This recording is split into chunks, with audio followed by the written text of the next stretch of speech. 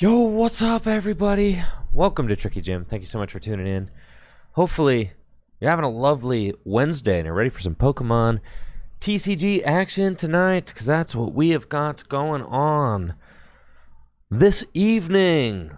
It feels good to be back in my studio. I've got everything set back up, and I'm shaking the rust off. It's been a couple of weeks since I've done a league night production, but I'm stoked to be back and excited to watch some standard. This is going to be the first league night that I've commentated over actually since playing in NAIC, which is the first, it was the first standard event I played in all year. So it was the NAIC was the only standard event I had played in since NAIC last year. So it felt really good to kind of get back after it and play some standard. So it's got me revved up for standard. I'm kind of stoked to see what these players bring tonight and what kind of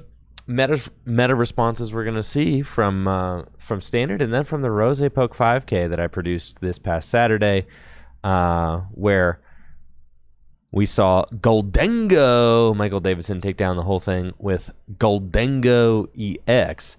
So Gholdengo EX, kind of the big story from this past weekend. And here tonight we've got Anthony Saya on the right and Dylan Ryan on the left.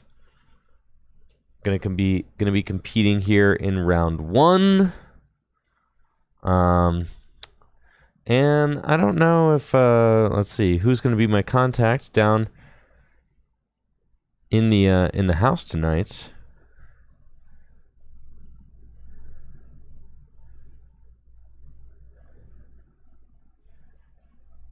But I am gonna need somebody to text me the pairings and everything. Thankfully, I know these players, so shouldn't be a problem. But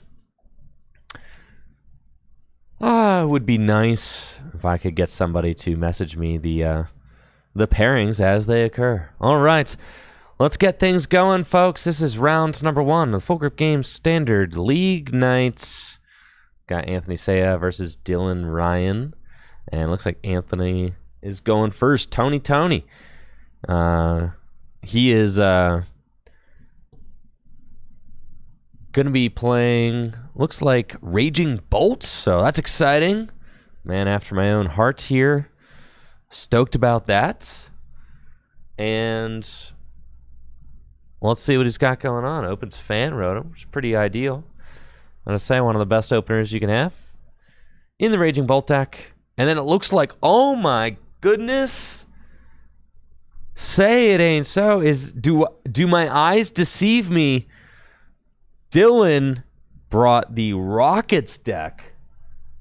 Oh my goodness. All right. Rockets Mewtwo it is. Well, that certainly is exciting. So we'll see how this matchup goes. I have no idea. But you can always count on Dylan to bring something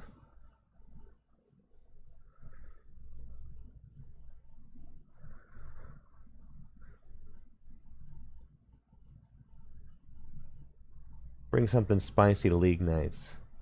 It's pretty evident that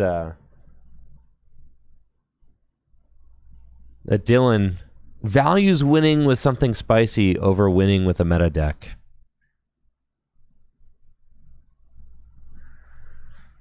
It looks like Anthony has got an incredible start. Is able to use Ditto to transform into Teal Mask Ogerpon. So Tony's got that going in the active spots, and then is able to get a couple of Owls off of the Fan Call. Does have 2 Noctowl in hand as well. Looks like Tony is playing Bravery Charm, so that is an interesting inclusion in the deck.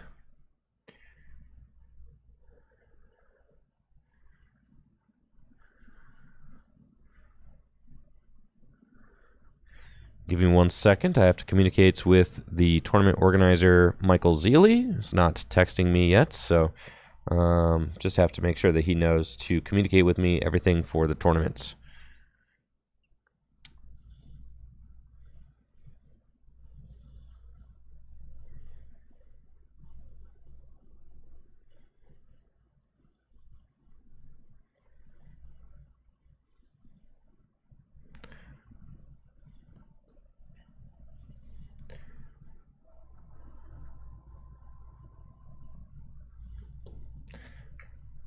All right, it looks like Dylan has got a Rockets Mewtwo in the active. He's able to retreat to, but this hand is atrocious. It's absolutely horrible. And that's, you know, I admire Dylan's desire to win with spicy decks, but, you know, how many times do you have to show up to League and get demolished by a good deck? That's what I'm saying. And I said so much.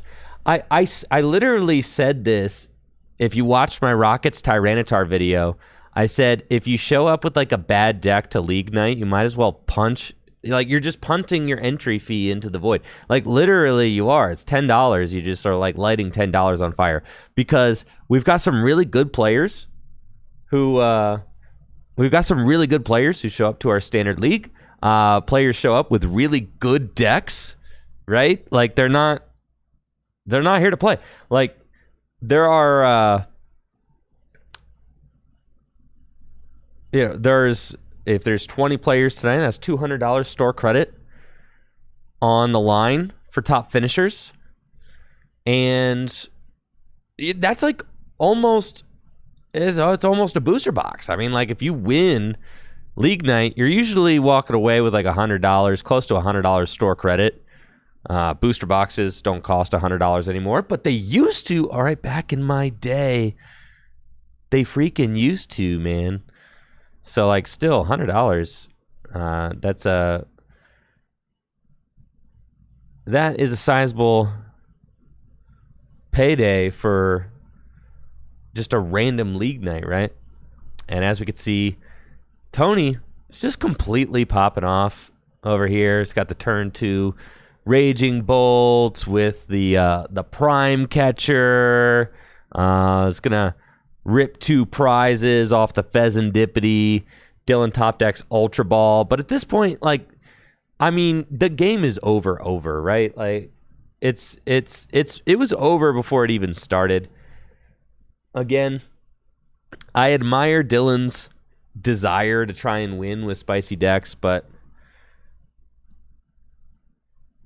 it's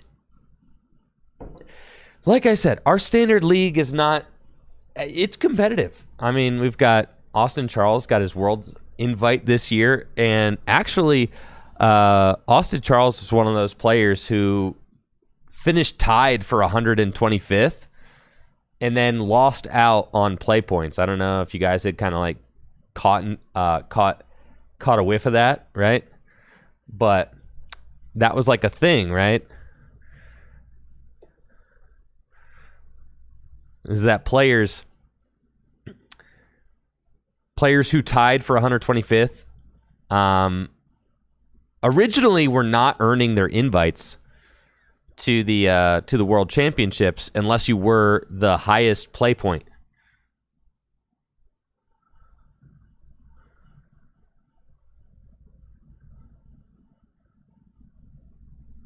Yes, and Tony is saving a game state error there because Dylan was about to use the Archer supporter, but Archer only works if one of your Rockets Pokemon was knocked out last turn, and Tony did not knock out a Rockets Pokemon last turn. Tony knocked out a non-Rockets Pokemon. And this is the thing about the Mewtwo deck. I feel like in the Mewtwo deck, you just have to play all Rockets cards, right? Because the non-Rockets cards are so bad.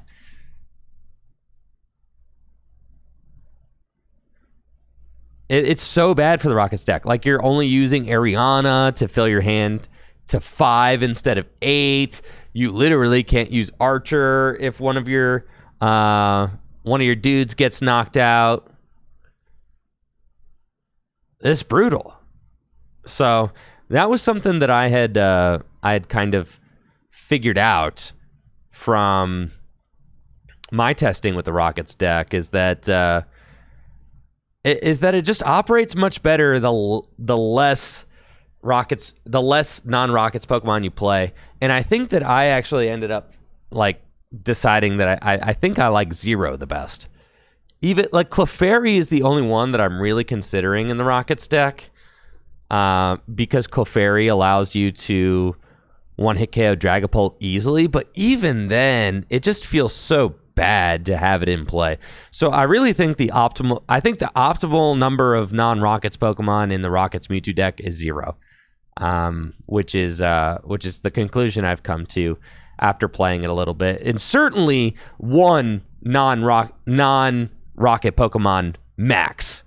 Like I feel like you have to pick either Fezandipiti or Mewtwo, because when you have both of them, it's such a high likelihood that you start one, as we see here with Dylan. I mean, Dylan literally is playing 2 and he started one, right? It's like your one game on stream, and you start it. So it is a little bit bad beats, of course. You know, I mean, it is the possibility to pop off with your start. You could get the Rockets Radar. You could have the perfect turn 1, turn 2, but you need to optimize your deck, I think,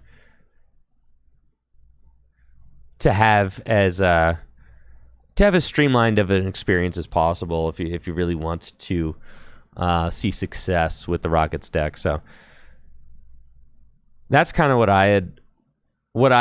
the conclusion that I had come to with it. And Rockets Mewtwo is obviously a big guy. He's very cool. And I put a lot of time into Rockets Mewtwo because Rockets Mewtwo is the deck that I wanted to play going into NAIC. I really wanted to play it, right?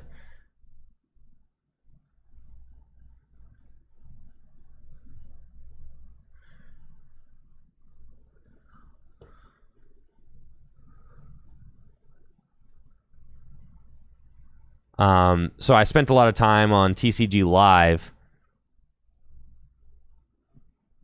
trying to refine my Rockets Mewtwo deck, and one of the other conclusions that I'd come to is that I really think that the strongest card in the Rockets Mewtwo pool is Rockets Spidops, right?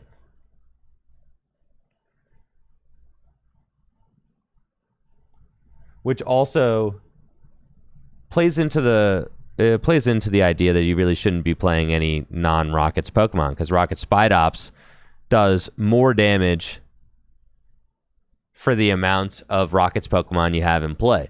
And Team Rocket Spidops is legitimately like the best attacker in the deck. Rocket Rush can do 180 damage for 2. It charges to itself.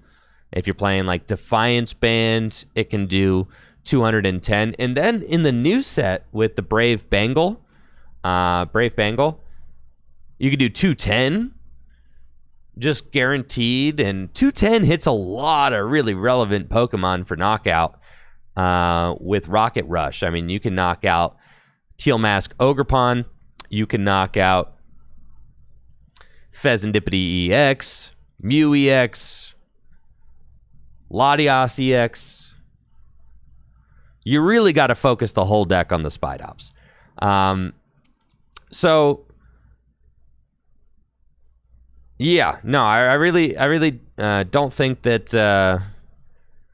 I mean, look at Dylan's board right now. Like, there's 2 non-Rocket Pokemon in there. The whole deck is wrong, Dylan. I'm sorry, bud. The whole operation is scuffed right now. You really need to be playing like Rockets Ariana every turn, except for the first turn. You play the Rocket Supporter, gets you 3 basics out of the deck. You go get your spiders. You go, that's what you want to do. So, I mean, there's not a single Rockets Tarantula on the bench.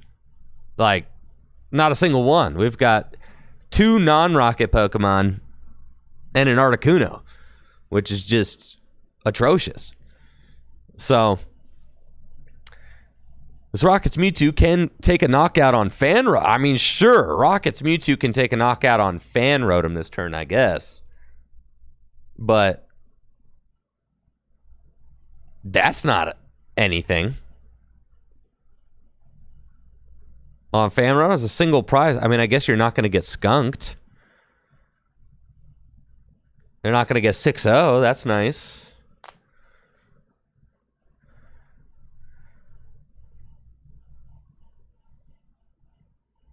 Dylan was finally able to play his Team Rocket's Archer. Just going to set Anthony just a 2-card hand. But it's never just a 2-card hand, folks, because Pheasantipity, right? Like, Pheasantipity is here. So Anthony's going to get to draw 3 cards off of Flip the Script.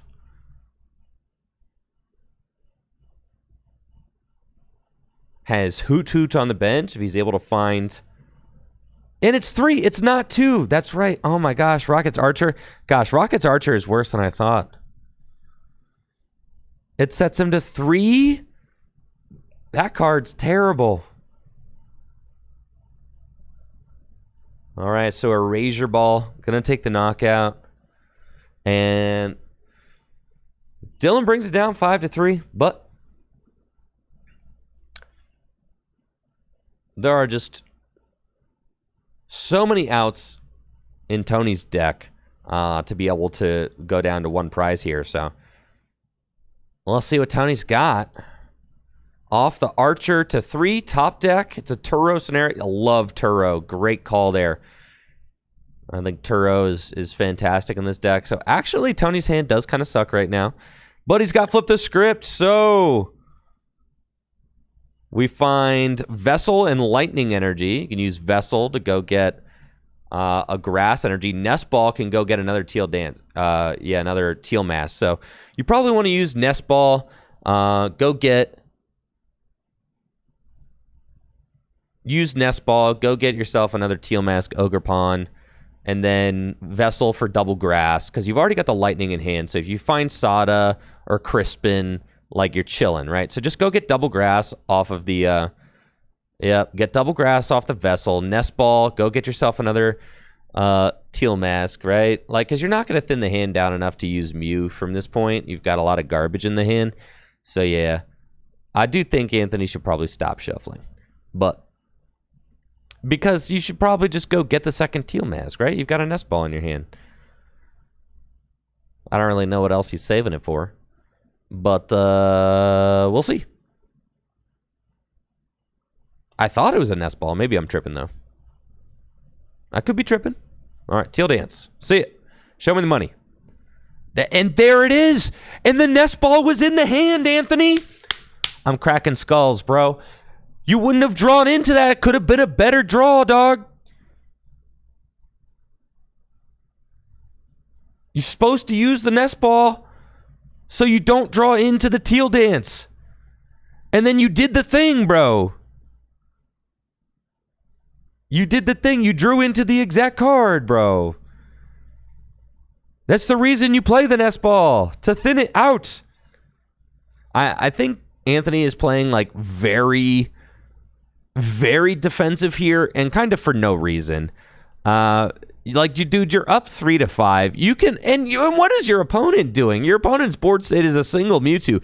Like, you can afford to miss it this turn. Like, you don't have to retreat. Okay. This isn't the worst play. This isn't the worst play. All right, I see you, Anthony. All right, fine. I like it. The boss knockout. All right. I take it all back, bro. I take it all back. This is solid. I dig it. This is pro plays right here. All right, Anthony, you've won my heart. That was good.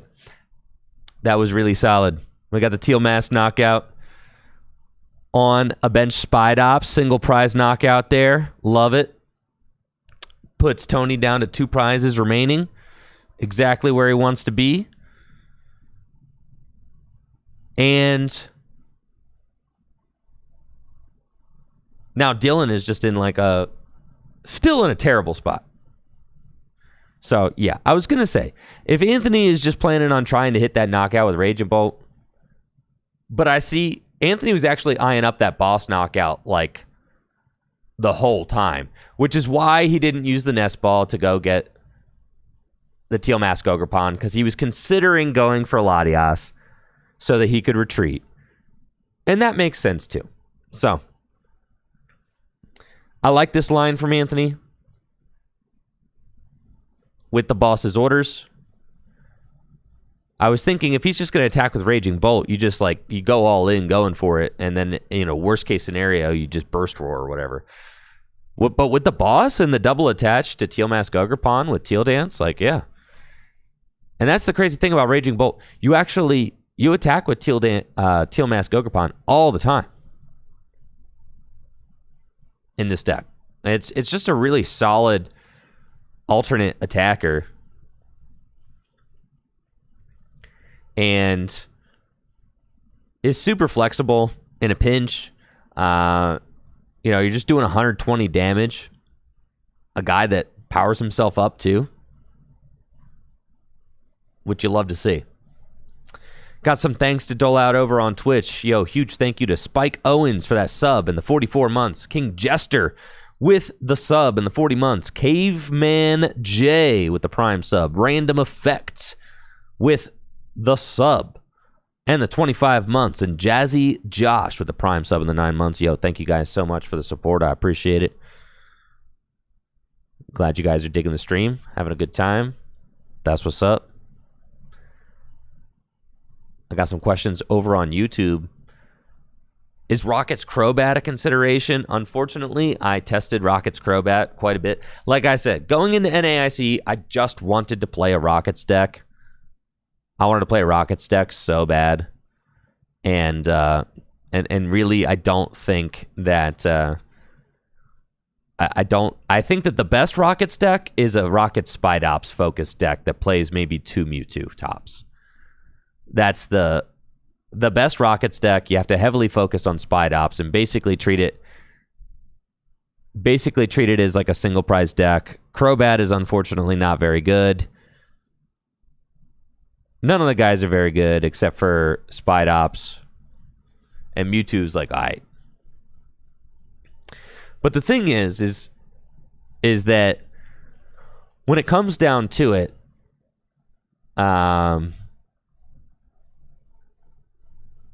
Raging Bolt is just better at kind of doing what the Rockets deck wants to do.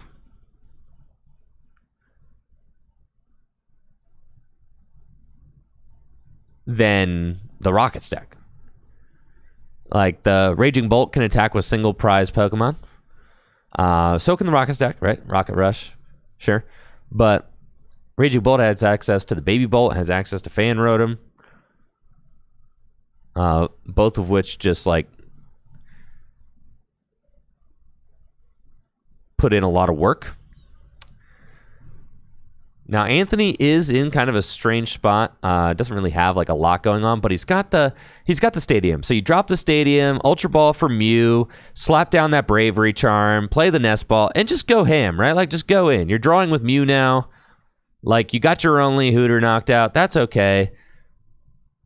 You just go, boom.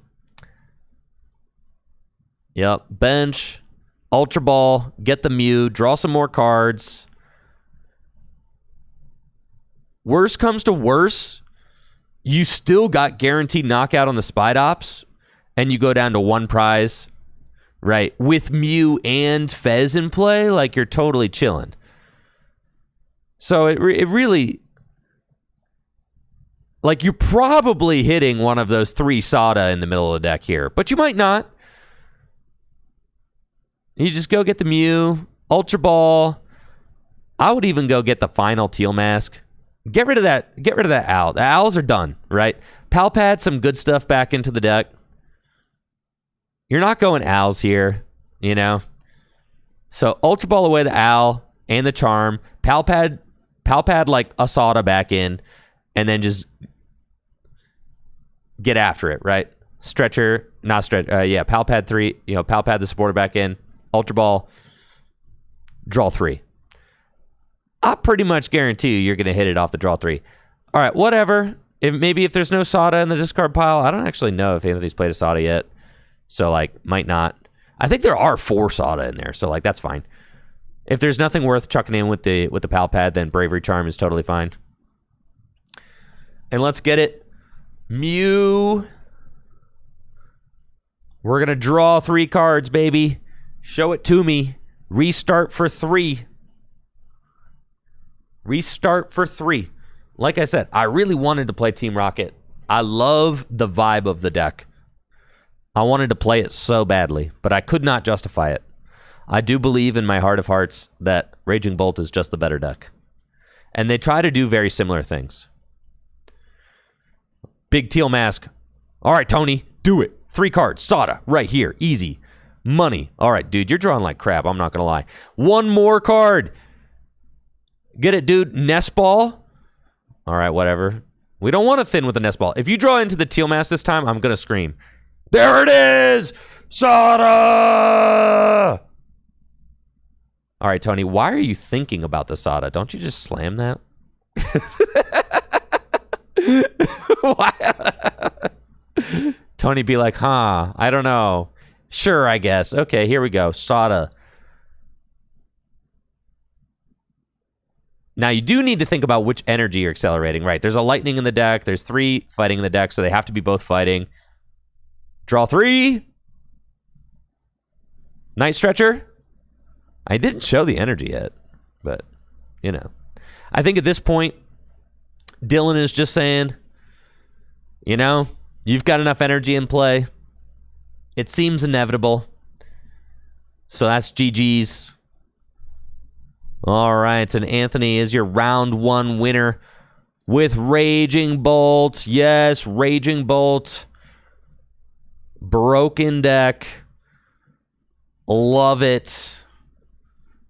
My favorite deck in Standard right now. So sick. GG's, GG's. Anthony got the fresh haircut too. Gotta love that. Looking solid, looking crispy, Anthony.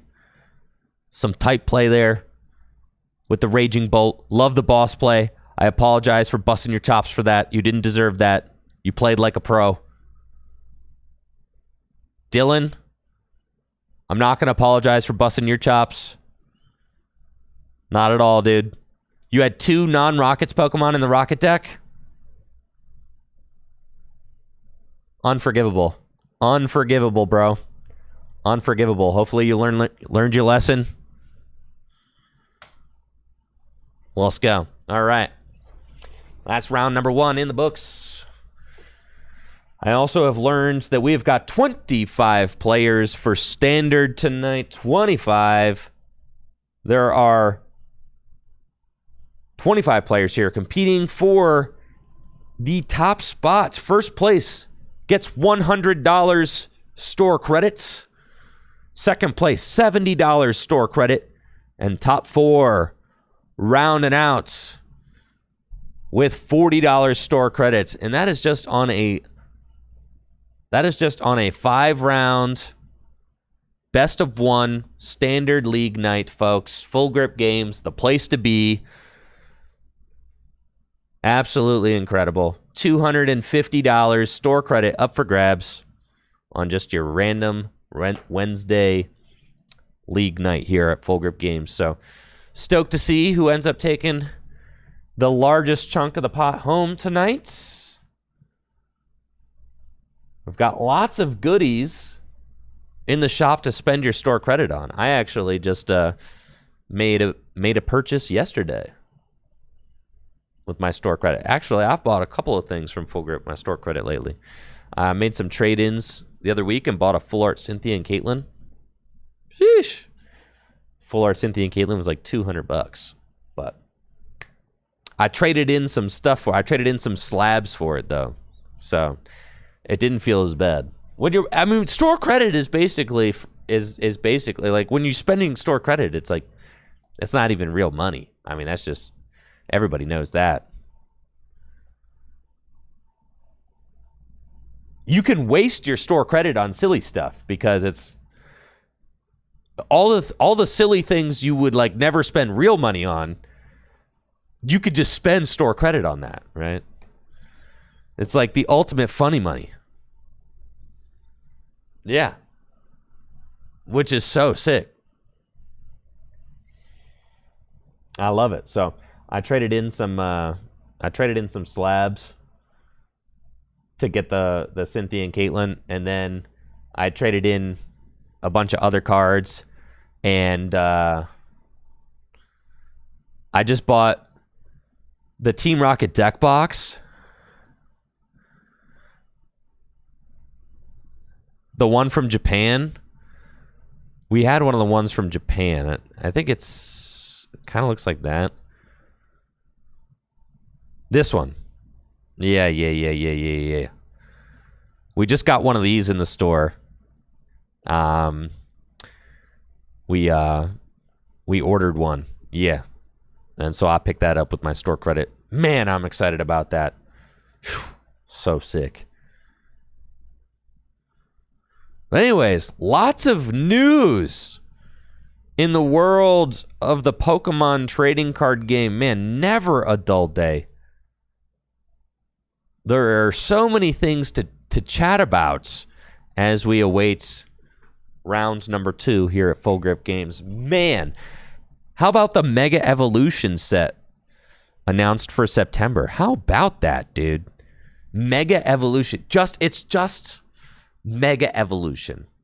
I know. I saw people clowning on this set name. I don't hate it. It's just, did you guys ever see The Social Network? And like, you know, they were going to call it The Facebook. And then like that guy was just like, nah, just Facebook, right? It's cleaner. It's kind of the same. It's just call it Mega Evolution, bro. just call it. Yeah, just call it Mega Evolution. That's the set name. Mic drop, right? I'm into it. That's cool. What else is it? I know exactly what's in the set. You know? How could I complain? Like, I was complaining that they called the Team Rocket set Destined Rivals because that sucked. That sucked, guys. That sucked. Because I wanted it to be like the glory of Team Rocket or whatever the heck it is in Japan. But instead, they called it Destined Rivals. What even is that, dude? Like, what? It's the Team Rocket set, man. Team Rocket's back. And you called it Destined Rivals. Yeah, I was not a fan of that. So this, I actually am a big fan of this. It's Mega Evolution. Mega Evolutions are back. That is the theme of the set. We are calling it exactly what it is. And that, ladies and gentlemen, that is something that I'm into. So I think that's cool. I like that a lot. And this is my first time looking at Venusaur EX. No spoilers, bro. All right, this is the first time I'm reading this. Mega Venusaur EX, 380 hit points. Holy cow, dude. Oh my, 380 hit points? How is he so big? 380? 380? 380?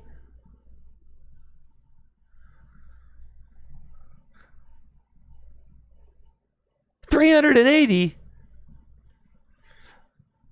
Like I said, it's inevitable. 400 hit points is inevitable.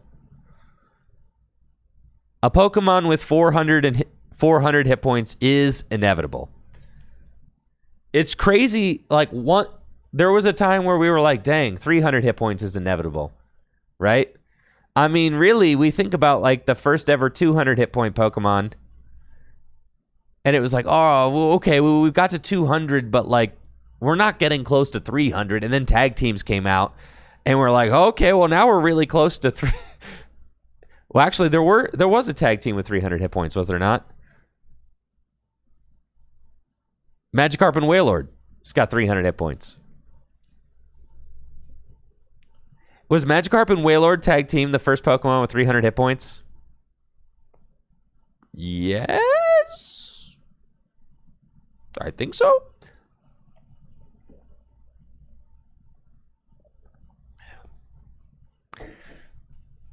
Yes. Magikarp and Wailord. 300, but it was like, but it's the same thing. It's like, okay, well, like Magikarp and Wailord is like 300 hit points during the Sun and Moon era, but we're like, but surely that's like the biggest Pokemon in the world. It's literally a Wailord, right? So it's like it can't be too much. It's a Wailord, right? Like it's a Wailord. Wailords have always been the biggest.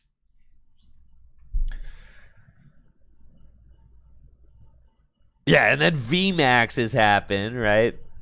We're like, okay, they're like 330. Okay, like that's a little bigger than 300. It's just a little bigger than 300. Like that's okay. And then you've got like the stage 2 Pokemon EX, and you're like, oh, well, they got to have like a little more HP than VMAXs because they like you have to like evolve them or rare candy them, right? And now here we are at the stage 2 Megas. And they evolve from Ivysaur. Anybody else think that's strange? I'm not even super attached to like Pokemon lore. I'm not. To me, it's your game. You make it up. Do whatever you want. But at a certain point, like, I mean, Megas don't evolve from Ivysaur. But they just don't, right? Like that's not how it's not how it works.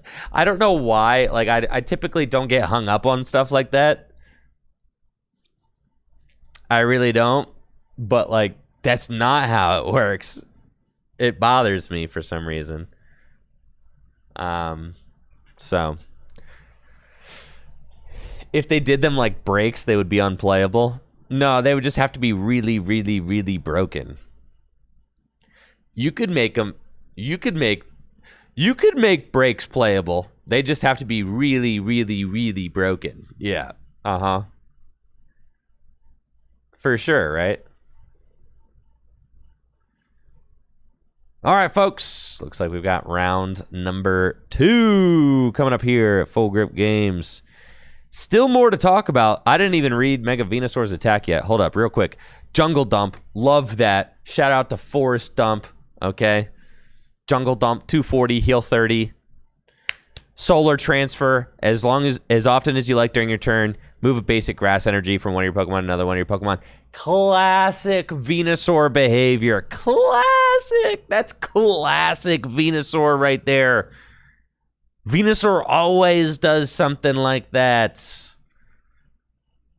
Ever since day 1, Venusaur has been doing the solar transfer thing. All right, that's cool. I love the callback on the ability. Jungle Dump, I love the reference to Forest Dump there. The dumping theme is very funny with Venusaur. I just like to imagine that Venusaur is taking a crap in the woods. I mean, that's just awesome, right? Fantastic. All right, let's get into round number 2.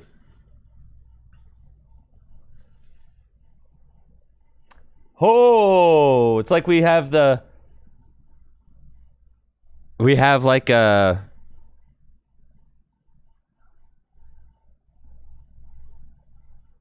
I feel like I'm watching a collab episode of League Night. We have Austin Charles,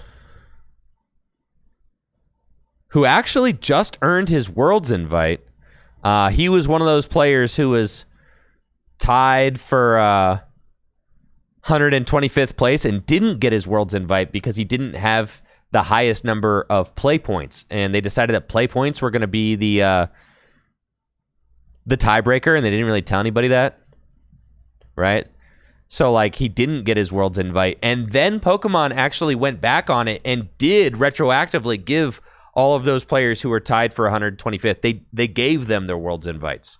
So So Austin is now qualified for Worlds. So Austin is going to be attending. Austin is going to be attending the 2025 World Championships in Anaheim, California. So huge congratulations to Austin.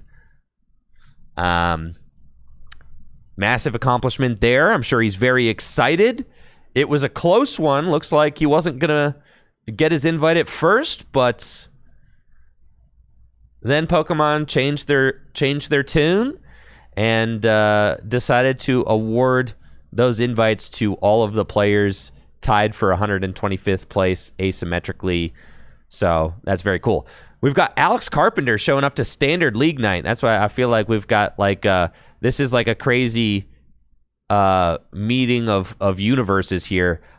I never get to see Alex Carpenter face off against Austin Charles. Austin Charles is like very much a Standard League Night guy, and Alex Carpenter is like your badge leader for Gym Leader Challenge League Night.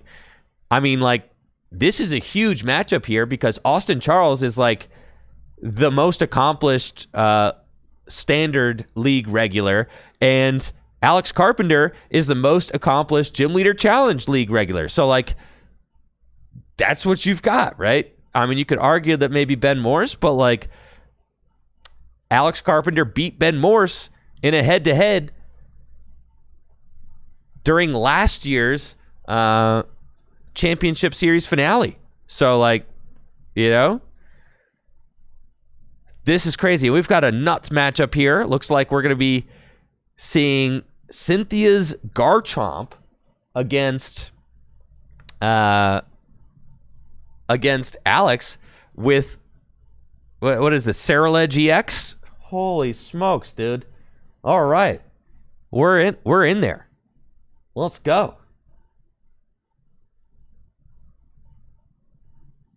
This is hype. And of course, I don't have any of these cards downloaded onto my overlay, so be patient with me while I get them.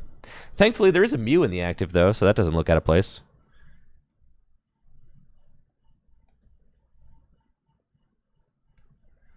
Cynthia's Garchomp EX on Austin's side. I mean, this should be a really good matchup for Alex Carpenter because Ceruledge EX, or is it Armarouge EX? No, Ceruledge. Ceruledge EX and its Abyssal Flames attack does infinite damage, right? But can you hit 400 though? Wait, no, this is not Ceruledge. This is Armarouge box. Oh my god, it's spicier than I thought. Oh god. Wait, never mind, dude. Never mind. Oh my gosh.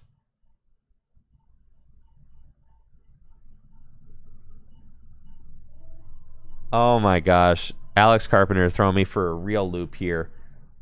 What am I even looking at? This is like Ho-Oh box. Okay.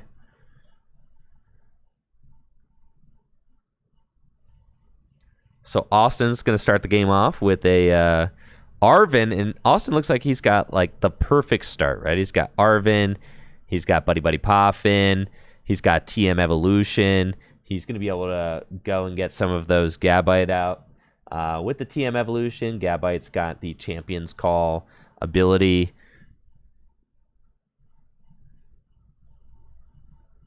And then you can kind of set up your whole deck from there, right?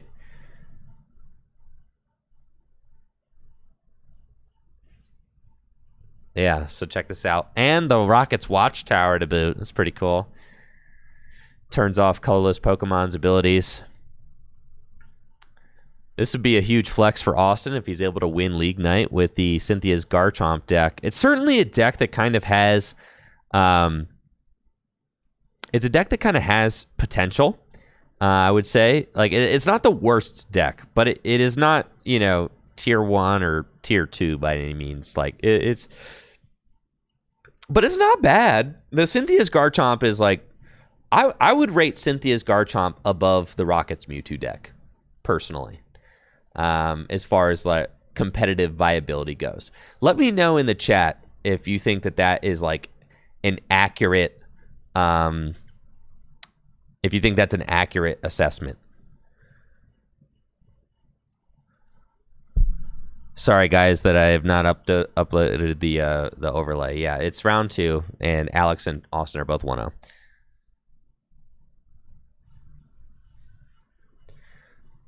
But yeah, let me know what you think of that assessment. All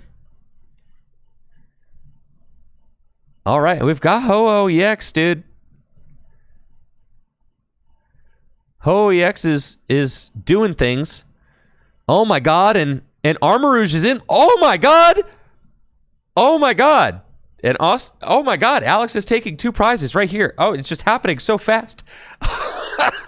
I'm gonna choke, bro. This is nuts. All right, so what happened was Alex Carpenter used the Golden Flame ability to accelerate fire energy onto the bench, and then used Armarouge to use its Fire Off ability and move those energy up to the active, and then with Luminous Energy, Alex was able to use Teal Mask Ogerpon. I mean, just like an absolutely incredible turn, really. I mean, just absolutely nuts. Like, Alex had the perfect turn, too. You put all that together, and Alex goes Ho-Oh Energy into play. And you could see with Luminous Energy, the idea of this deck is to pump energy into play with Ethan's Ho-Oh EX. And then you use Armarouge's Fire Off ability. Oh, this is spice, dude. All right. Yeah, Alex Carpenter low-key is popping off with this deck. This deck is nuts.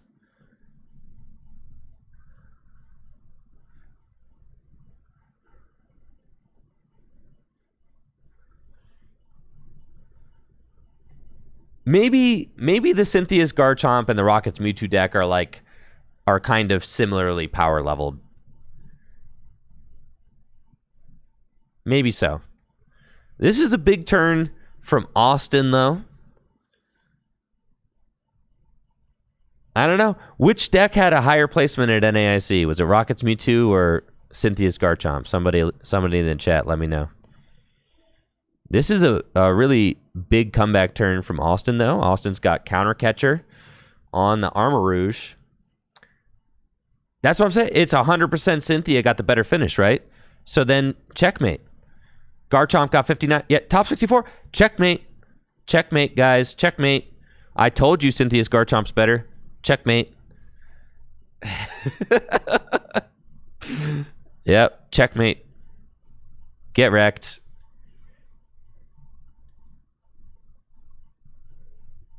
The data backs up my claim. 60th place, still top 64. All right, so Austin's got an incredible turn here. The unfair stamp with the counter catcher, and we're going to see a corkscrew dive for 100 damage. And then Austin will fill his hand to 6, take a single prize. But the big thing about this turn is that Austin takes out Alex's engine. Right? No? Wait. No. No, because the Armarouge has got enough HP to survive because he didn't hit the Cynthia's Roserade. So the Armarouge lives with 30 hit points. But if Austin had found the Roserade, then that would be a knockout. So Alex actually is able to hang on just barely. Wow, okay. But with Alex Carpenter getting his hand set to 2, with the unfair stamp, he does have Carmine to discard his hand and draw 5.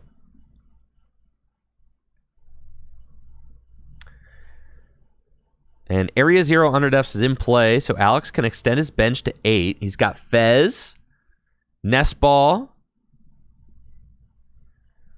but this Armarouge being in the active spot is kind of a problem. It's not what he wants to have here.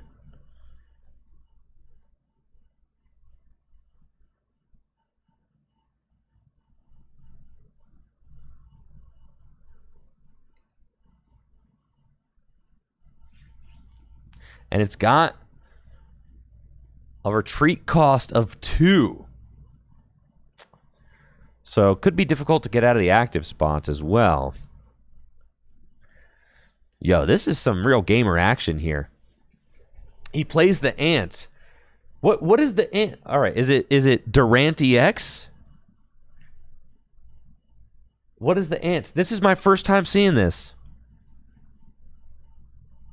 Vengeful Crush. This attack does 30 more damage for each prize card your opponent has taken. Holy smokes, the Durant EX. Well, I'm going to have to download Durant EX as well, I guess.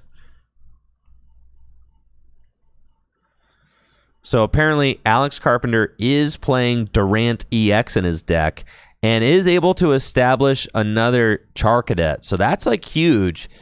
With another Charcadet on the bench, even if this Armarouge does get knocked out, it's not the end of the engine. And, I mean, really, Alex's board is looking really smooth right now. This is basically like a weakness toolbox deck. You're using fire energy to, you're charging fire energy into play, and you're moving it all around with Armarouge. And then you're basically hitting everything in the format for weakness, because there are Pokemon that take one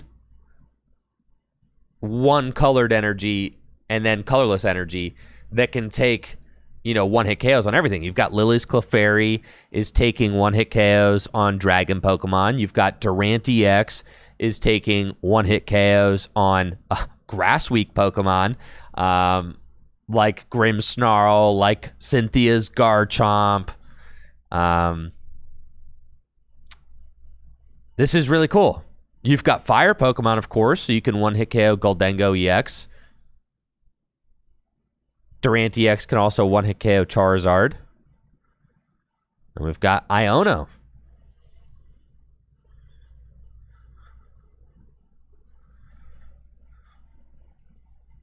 And then you've got Iron Hands, too. And you've got the, oh my god, the Legacy Energy. Oh, man. Legacy Energy, too. Oh, that's so cool. So you basically have like 5 Rainbow... Oh, man. This deck, I've got to make some content on this deck. This deck is so sweet, dude. I am loving everything about this.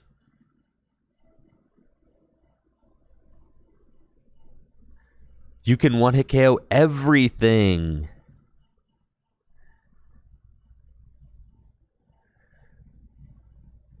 People in the Twitch chat are telling me that the deck gets better with the black and white set. How so? Give me the deets. Give me the deets. Reshiram EX is good? Okay, well, what does Reshiram EX do?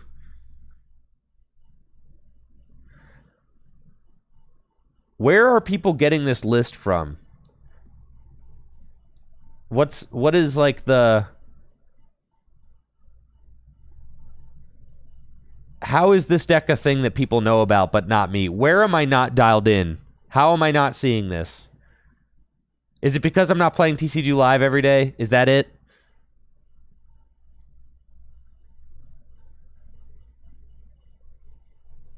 Where do you guys see this stuff?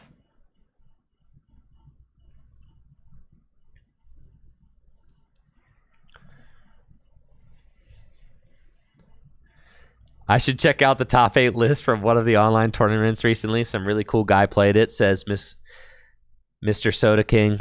Something makes me think that it might have been you, Mr. Soda King. Ah, so it's the online tournament meta, huh? It's the online tournament meta. Because I was going to say, I went to NAIC, and ain't nobody playing this at NAIC, that's for sure.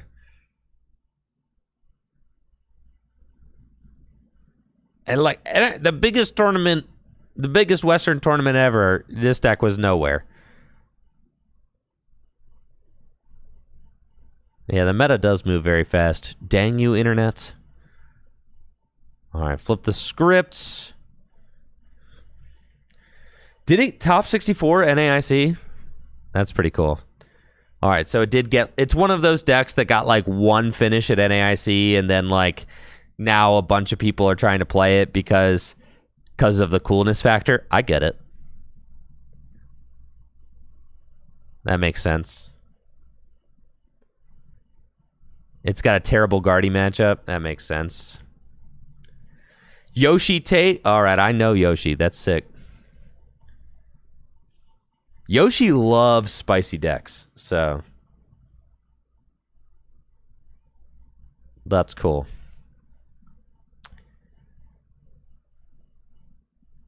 All right, looks like we're coming up with the Wellspring Mask Ogerpon this turn.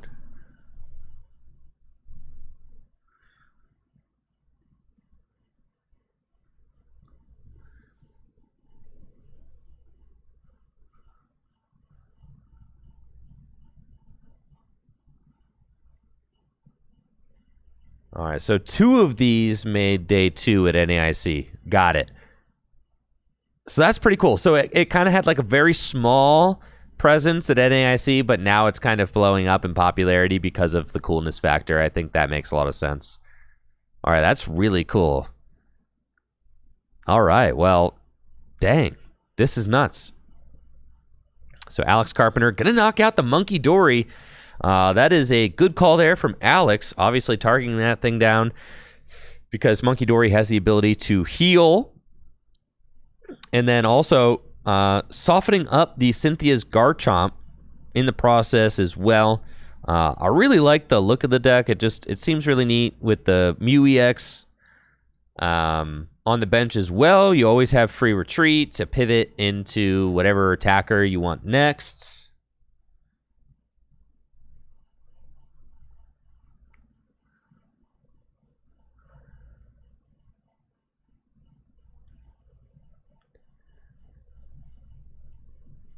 Let's see where Austin decides to go from here. It's certainly a really strange kind of matchup to navigate as the Cynthia's Garchomp deck. You know, it doesn't really seem like it should be reasonable enough, right? Like if you could get to a couple of Draconic Busters, then you're just one hit KOing 2 prize Pokemon. I mean, that's where you want to be, but so far, Austin's had a tough time doing that.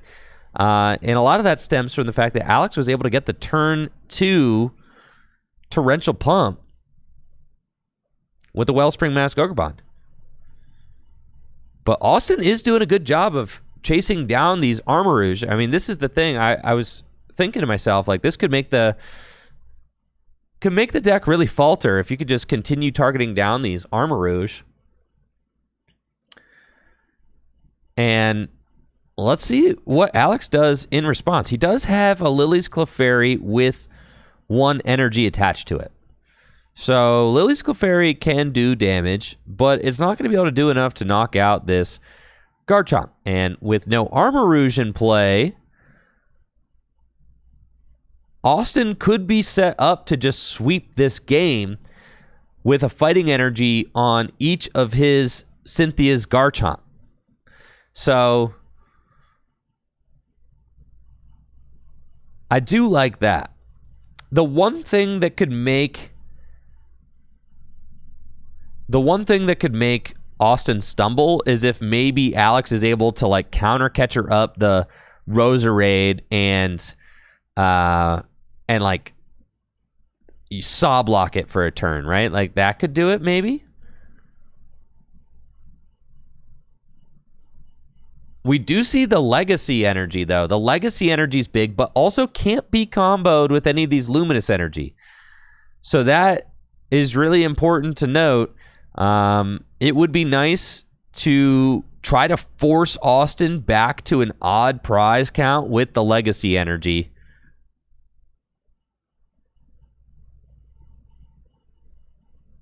And we could see Alex maybe start to charge up a Ho-Oh. And then you could attach the Legacy energy to the Ho-Oh, but Ho-Oh's attack is pretty butt. Oh, Clefairy is psychic colorless. Oh, it's true. So it would work with Luminous. That's true, because you turn the Luminous off. Oh, that's true. It's true. That's funny. So, like, you're actually not punished for turning the Luminous off. So you could use it on Clefairy. It's true. It's true. You turn the Luminous off, but it still works. All right, so Alex is going to charge up the Ho-Oh. But Ho-Oh's attack is terrible. Attach for turn to Lily's Clefairy. And we do have a boss. Okay. So Alex is actually still poised to go down to 2 prizes and still has an opportunity to win this game next turn with a Durant if Austin doesn't have a boss's orders in his hand to chase down the Charcadet. But then if Austin does have a boss's orders to chase down the Charcadet, he puts himself to an odd prize, which is not what he wants to do. And Alex actually has Night Stretcher to go get a second Charcadet. So this really solidifies Alex Carpenter's board state. This is exactly where he wants to be right now. This is the perfect response from Alex Carpenter. And then Full Moon Rondo going to knock out the Roselia, put Alex Carpenter down to just 2 prizes remaining. Oh, this is a really exciting match, folks. We've got the most accomplished standard league goer, Austin Charles, on the left versus the most accomplished Gym Leader Challenge league goer on the right, Alex Carpenter. It's like a battle of the Titans here. This is so exciting. I am so geeked up, like genuinely geeked up watching this. It's this like meeting of worlds. Like your Gym Leader Challenge and your standard players like don't overlap this often. It's really funny, actually. You know, and Austin Charles has his Worlds invite, so he's a Worlds caliber player this year, just barely bubbling in to the World Championship invitation.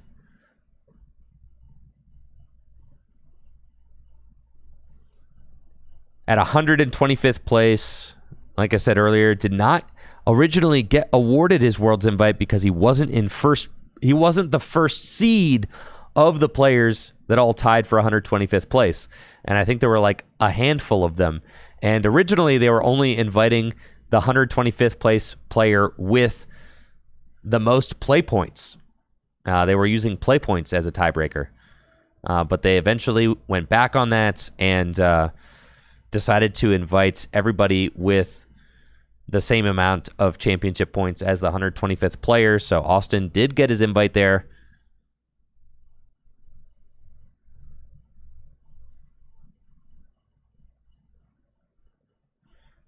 And let's see. Iono to 2. We've got 2 energy on the Cynthia's Garchomp EX. It's all going to come down to whether or not Alex Carpenter can find Durant and an Armarouge. He needs both pieces to make it happen, and he also needs one of his Rainbow Energy. So he needs a 3-piece combo with French fries. And maybe a soft drink as well. He needs a 3-piece combo. I wonder if he's going to get cheese on that. He's a 3-piece combo, guys. 3-piece McNugget with fries, dude. Barbecue sauce. Maybe some honey mustard. All right, here we go. Draconic Buster. For the knockout, Austin Charles down to just 2 prizes remaining. Tie ball game, folks. 2-2. No. Is it 2-2? It is 2-2. Yes. And Alex got Iono to 2. First, going to use Artisan. Maybe wants to reorder the deck, knowing that the Luminous just got sent. Not the Luminous. The Legacy Energy just got sent to the bottom of the deck.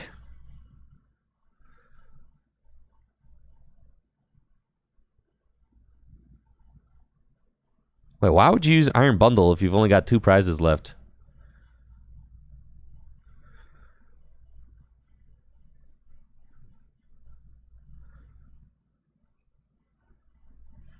Does Alex not have an out? There's an Iron Hands, too. Oh! Iron Hands was in hand. Oh, the bait, bro, the bait. Oh, the bait.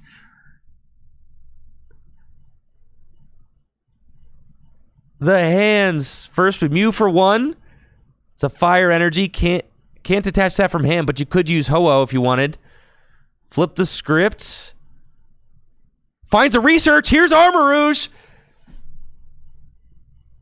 And then has to use the research to find the energy. Uses Ho-Oh's ability. And it's got a research for 7. Show me the money, Alex. 1 rainbow energy, and this game is over. Does he find it? And there it is! The luminous energy! Fire off! Energy moved up to Iron Hands and amp you very much for the game 2 prizes.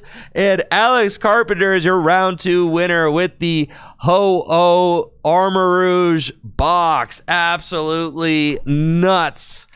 Wow. In a battle of the Titans, Alex Carpenter is victorious, taking down the world's qualified Austin Charles with the Armarouge Ho-Oh box.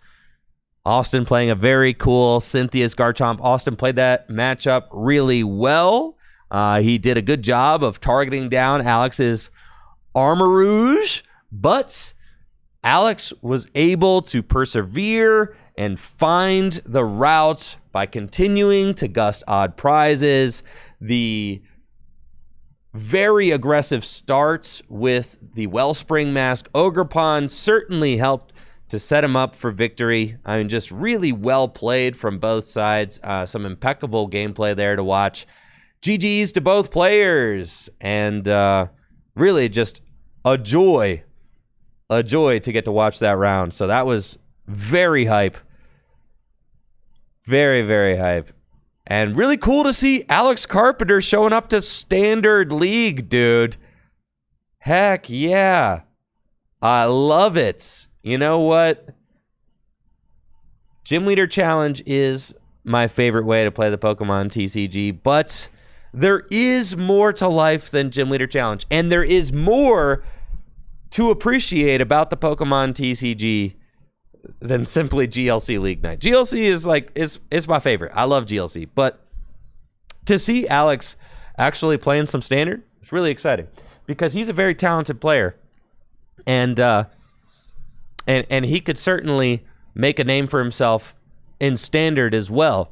You know, I love playing both formats. I mean, to me, it's like variety is the spice of life, is it not? Is it not? Is variety not the spice of life, folks? Well, let's freaking go. Awesome game. You love to see it.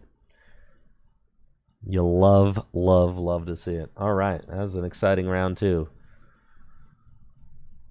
Cool decks all around. I'm going to have to change my thumbnail. You guys want to change the thumbnail live? We could do it live.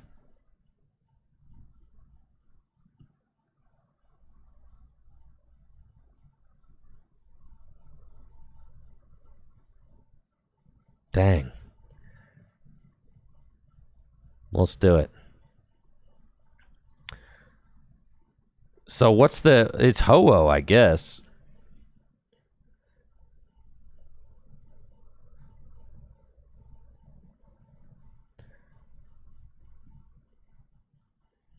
Ho-Oh has got to be the banner card here. Oh yeah, that looks dope. Sheesh. Yeah, look how cool that is.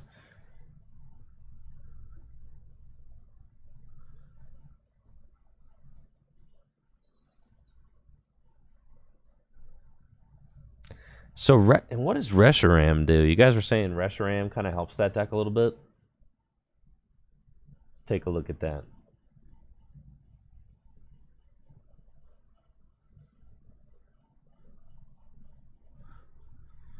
Blaze Bursts. 50 more damage for each. It's the same as Zekrom. Oh, cool. So just like a good fire attacker. Air Balloon seems like the Prism and Air Balloon seem like they're kind of the the big dubs for that deck for sure. That's cool. All right, Jesse, we got to have that. I'll build that deck for next week. Jesse, unfortunately, is not feeling well today. I probably got him sick at the Rose Poke 5K. Not gonna lie, I was on. Yeah, I had a little cold, but I had to power through. What was I not gonna commentate the Rose Poke 5K? I had to do it, right? The show had to go on. Honestly, but I didn't have COVID. I did not have COVID, but I did have like runny nose and all that.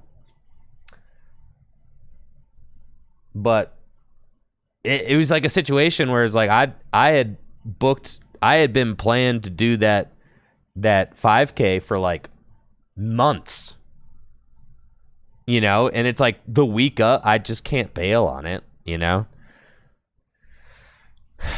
Yeah, I get it, Jesse. I know exactly what you're dealing with, Jesse, because I lived it. I know exactly what you're dealing. It was like 2 days were like the worst, but then it kind of lingered for me for you know, obviously I was well enough to commentate the 5K. It just, you know, but I definitely had some. I mean, you saw me between rounds, Jesse. I had like a tissue box and cough drops galore. Kind of just, but it was not COVID. It was not COVID.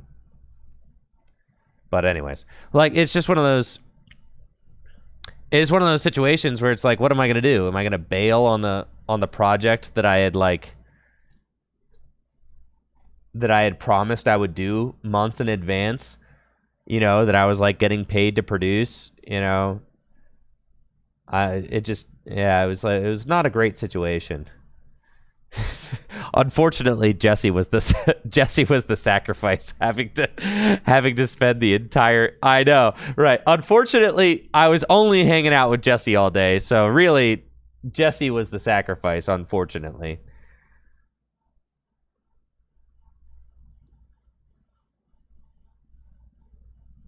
I appreciate it. I appreciate your sacrifice, Jesse. All right, let's do. Oh yeah, we need. Yeah, we need the hype, dude.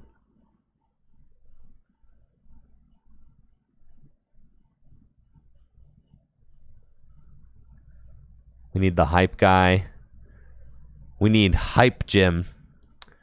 Pointing and shouting at Ethan's Ho-Oh. That's what we're doing here. That's the thumb.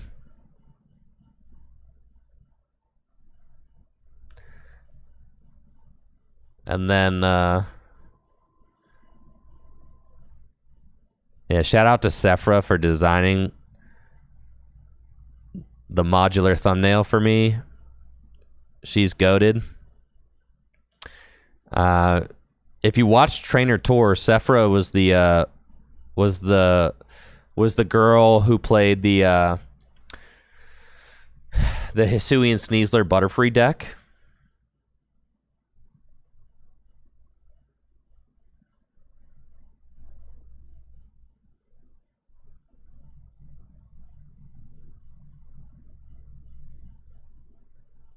I wonder if I can. Yeah, I can probably chop that out. Let's see. I was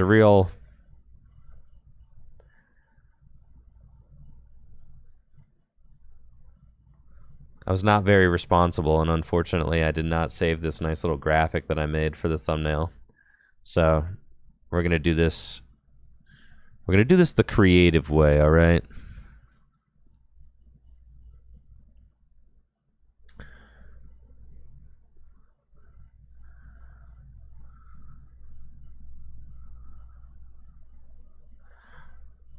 I'm gonna steal this because I worked hard on it. All right, worked hard. Making text looks good. Making text look good is hard, man.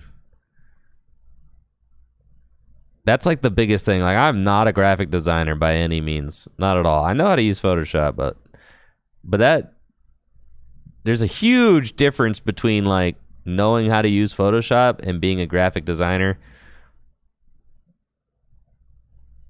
you know, I can make my way around Photoshop. I definitely don't do things optimally, but that's because I taught myself how to use Photoshop when I was a teenager. And, you know, just, when I went away to college in 2007,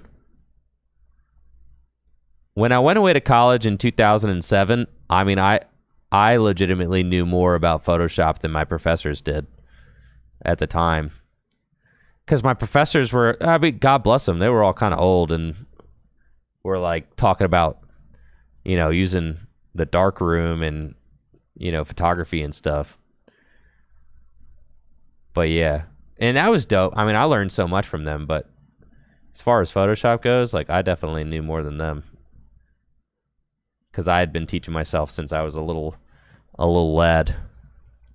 Okay, next round is going up. All right, quick, tricky, quick. Get that out of there.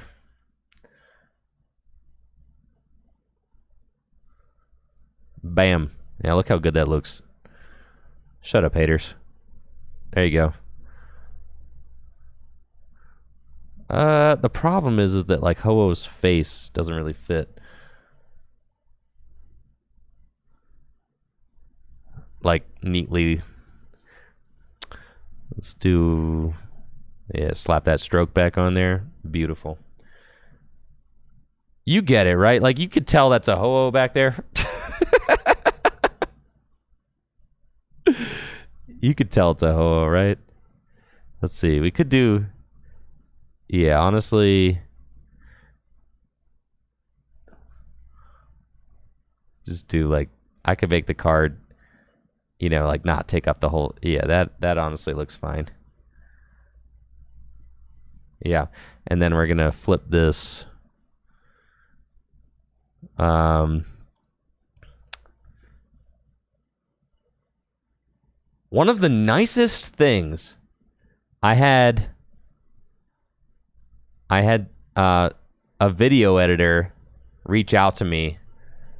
It was one of the kindest things anybody had ever done for me. It was just a professional video editor, and he had heard me lament about how much trouble I was having doing video editing, and he just offered to, like, watch me video edit for like 30 minutes and then basically give me an hour class on how I could clean up my process. It was one of the most incredible things.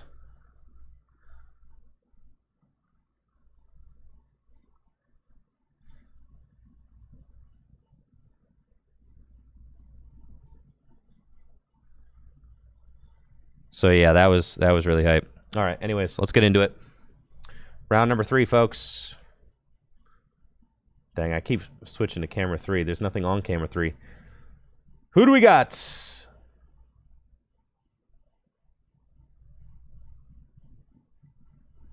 All right, Franklin.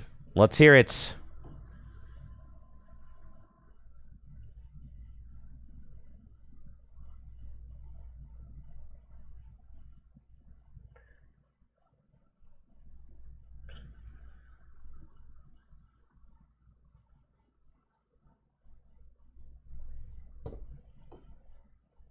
All right, we've got Charles Edgar.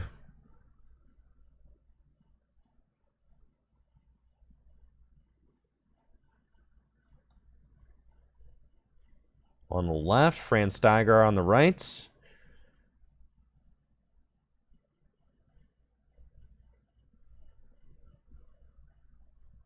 Charles Edgar is 1-1. Fran is 2-0. All right.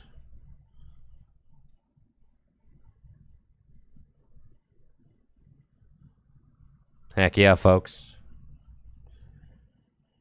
And our third round is underway. We've got Fran Steiger on the right versus Charles Edgar on the left. Looks like Charles is 1-1. Fran is 2-0.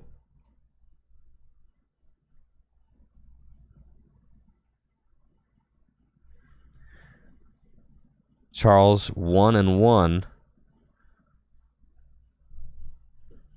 Looks like Fran is going to be playing Dragapult, Yo, what's up? Seymour Biscuits over on Twitch with the sub and the 54 months. Appreciate you, Seymour. Thank you. Thank you. Dragapult EX. A card that just persists and continues to be a top threat in standard formats against Charles Edgar with Gholdengo EX. And Gholdengo just won the Rose Poke 5K. Michael Davidson won the whole thing, taking down a field of 90 players up in Menor, Ohio this past weekend to take the dub with Gholdengo. And Gholdengo is a deck that just stands to gain a lot with the upcoming White Flare and Black Bolt sets. Gholdengo EX not only gets Air Balloon, but it also gets the Genesect EX. Genesect EX has an ability that allows you to just go and search your deck for 2 Metal Evolution Pokemon once during your turn. Put them into your hand. I mean, just that's it, dude. Is that not exactly what Gholdengo wants?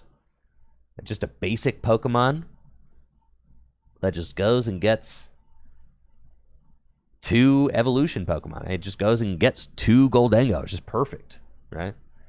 Absolutely perfect. And with Air Balloon, I mean, the real... And I was talking about this on the Tag Team podcast. The benefit of Air Balloon cannot be overstated for the Gholdengo deck. And the reason for that is because Air Balloon basically nets you an additional draw with Gholdengo like every turn. I mean, if a Pokemon gets knocked out, you promote the Gholdengo with the Air Balloon, and then you retreat into another Gholdengo. So you basically, on average, are getting an additional card every single turn because of Air Balloon. Like, how crazy is that? Every single turn. You also don't have those really weird... you don't have those really weird turns where, like, oh, I opened Monkey Dory, but...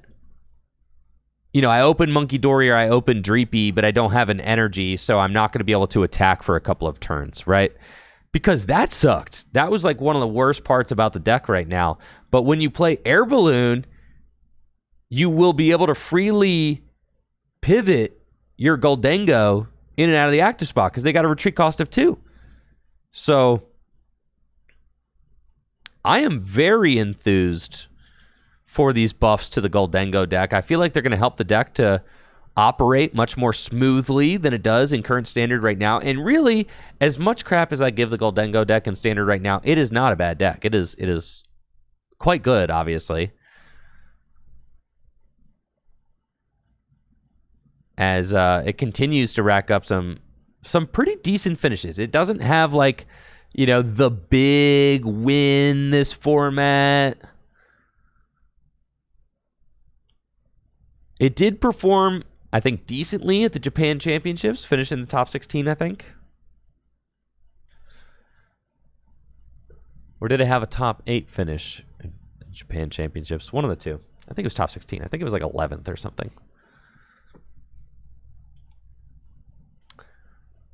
Yeah, it was a top 16 finish. Now, Fran is doing the Itchy Pollen thing. Getting that item lock going. And making it so Charles cannot play any items from his hand.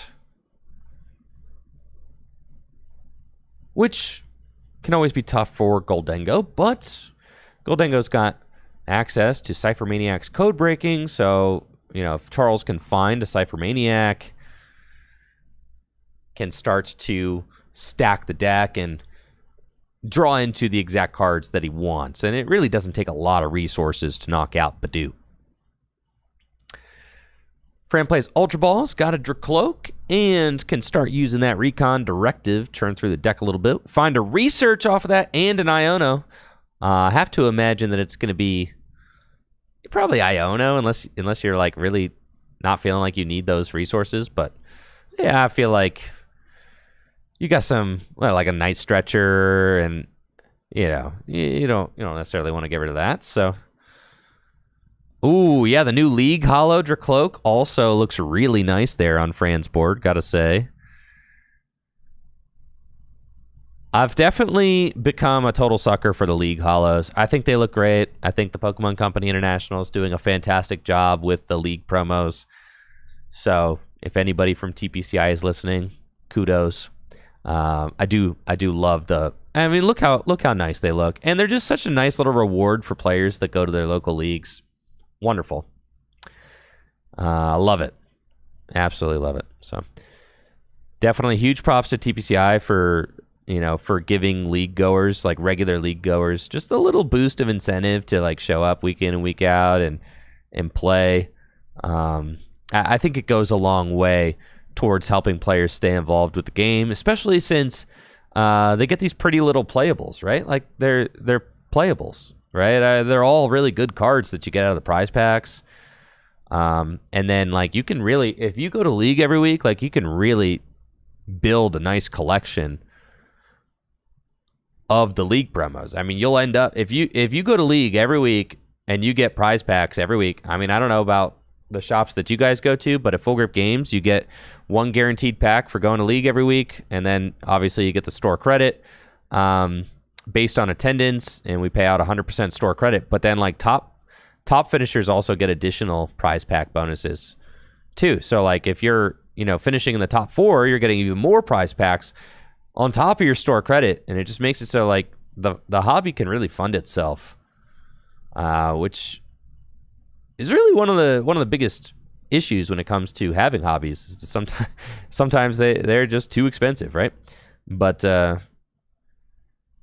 Pokemon, I think, has done a really, really, really good job of making it so that the finances are not what's gatekeeping people from playing the game. Which is funny because I hear collectors all the time like, oh, well, I got to pay it, or I can't even play this game anymore because booster boxes and ETBs are so expensive. Like that is so much cap that it's literally so much cap. Like you just can't, sure, you can't afford to like break a booster box every month. Neither can I, dude. Yeah, neither can I. Like that, you don't have to open product like that in order to play the game. Like, period. You really don't. In fact, opening product is like the least responsible thing you could do as a player, right? It's literally the least responsible thing you could do, especially with product as hot as it is right now. If you happen to get your hands on any product, you should probably just sell it to the people that have a lot of money so that you can play the game. Like if you do happen to get your hands on a booster box, freaking list that thing online, sell it or whatever, and then buy all the singles for the decks you want to play. Because if you look up the NAIC winning deck, it probably costs what? $60 tops, maybe 50. Like the whole deck, whole decks in the Pokemon TCG cost like $50-$60. It's nuts. No other trading card game exists like that. None. Yeah, it's a huge privilege. And so whenever I hear people complaining that they can't get into the Pokemon TCG because like sealed product is too expensive, to me, that just shows me you have absolutely no idea what you're talking about, or you're being disingenuous. Like it's one of the two, right? You either have no idea what you're talking about, or you're being disingenuous because you're mad that you can't crack packs. $79 for Bradner's deck. I mean, for a competitive trading card game deck, it's about as good as it gets. And like I said, if you show up to League, you're going to have most of those playable cards from League packs, right? They give you a lot of playables in these League packs. So like you could get like a decent chunk of that. And that's $79 if you're starting with like literally nothing, right?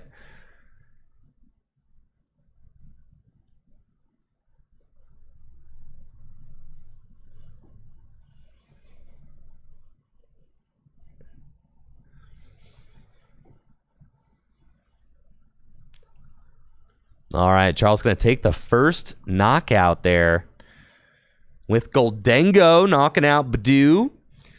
Nah, I see people on YouTube saying that it's a trading card game. You have to be able to open sealed product to play the game. That's absolutely not true. No, you don't need to open sealed product to play. I understand that you want to, but you don't need to. That's like just a very simple, you don't need to open sealed product. You could just buy the singles. Now, opening sealed product is something that people get addicted to because it's a rush. It's like gambling, right? But you need to be real with yourself and kind of admit what it is. You don't need to open sealed product every month. You really don't. That is not a part of the hobby that you have to do in order to play. So I get it. People like opening packs. They want to do it, but it's basically gambling. You don't need to do it. So like, no, I hugely disagree with anybody who has that take. Just, you know, if you want to play, just play. And then when you win tournaments, guess what? If you win a tournament, you'll win store credit, you'll win product, and then you can open that product and then have fun doing it. And it'll be a treat, right? It'll be a real treat. The only time that I open product is when I win it or when Pokemon sends it to me. So I'm just saying, if you're a player and you want to open product, then make yourself get better at the game so you can win some product or you can win some store credit so that then you can open product. Like if that's like a genuine part of the game that you really, really, really want to have access to, then patience is what you need, right? Because, listen, I'm a huge fan of the franchise. Huge. But, like, I've opened almost no Destined Rivals. I was so excited for the Rocket set. I can't afford to open it. That's just what it is. But guess what? I went to NAIC, and I won some product there, and I opened it. And that was fun. But, like, you know, I'm not going to sit around molding because I, you know, can't afford a $300 booster box. And I don't think you should either. Like, it is what it is, right? Just enjoy the game. The game's as cheap as they come. There is no competitive trading card game that is as cheap as the Pokemon TCG. It's as cheap as they get. And you could be mad at scalpers all you want, but that's just capitalism, okay? When there's a high demand for a product, people are going to buy it up, and it's just part of what it is. There's no defending against it. It just means that we have a popular game. And that's cool. That should be celebrated. It should be celebrated that people are so excited about the Pokemon TCG. Because it's very exciting. To me, it's cool that there's so many people. Like, dude, I went to buy shoes the other day, and the people selling me shoes started talking to me about the Pokemon TCG. How crazy is that, bro? I was in the mall just buying shoes. And people started, and the people selling me my Birkenstocks started talking to me about the Pokemon TCG. That's nuts. In 2025, it's exciting. It's really exciting. All right, anyways, here we go. Fran is in a really tough spot. Did I have a TCG shirt on? No, the guy recognized me, actually. Yeah.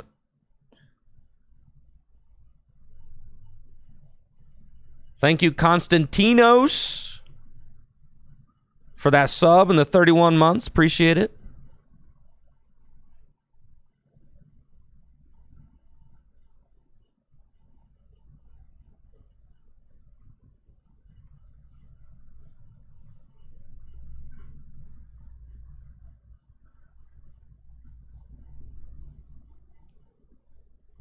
Dallas the Deal over on YouTube says, the guy that sells me dunks keep asking me if I have sealed product. Dude, there is sealed product in my local convenience store. Like, the local convenience store in my neighborhood has Pokemon TCG singles in the display case right next to the THC gummies, dude. Like, there is a Destined Rival. I can go to my local convenience store, and right there next to the glass pipes and the THC gummies, there is a Destined Rivals ETB and a Journey Together booster box and some other collection boxes. I'm literally not kidding, bro. Like, that's how hype Pokemon TCG is right now. Like, that to me is nuts. I would take this any day over nobody caring about Pokemon cards, which is what it was 10 years ago, dude. 10 years ago, nobody cared. That sucked. Now it's like so hype. So, yeah. And a collector's product is just going to be expensive when collectors want it. That's just what it is. But thankfully, as players, you know, you just got to be patient. In a collector's hobby like this, there's always going to be that feeling of trying to keep up with the Joneses. There's always going to be that feeling.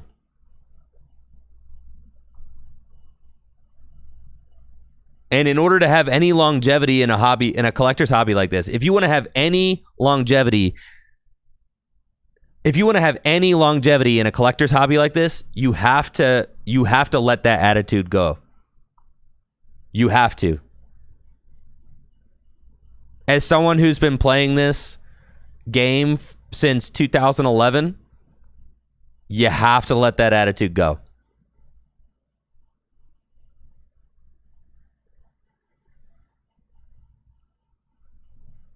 You know, I get it that it's hard to get your hands on sealed product right now. It is, but thankfully, you don't need that sealed product to play. And if you dedicate yourself, if you're patient, if you dedicate yourself to the game, and you learn to get better, and you go to your local league, then you will win store credit or you will win sealed product, and then you'll get to open that product, and it'll be really special, right? You don't have to buy the overpriced product. You don't. You really don't. Just buy the singles you want to play your deck and enjoy the game. And then when you do earn some product, you know, at a tournament or something like that, or earn store credit, like, then let that be a huge joy for you, right? That's what I'm saying. The product is better when you earn it. The product is better when you earn it. Let me say that again. The product is better when you earn it.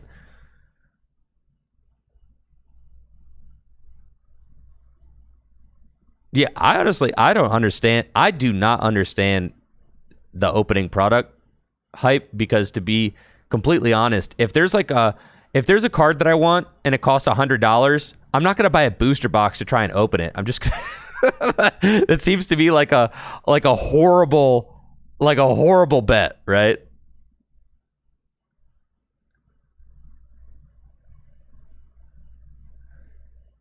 I simply don't get it. But you know what? It is what it do, bro. That kind of thinking helps keep full grip games in business. So it's nuts. People will be like, "Yeah, I really want this $70 card," and it's like, "Okay, we have it right here in the case." I'm like, "Yeah, well, you know, give me 2 booster boxes. I'll try to open it."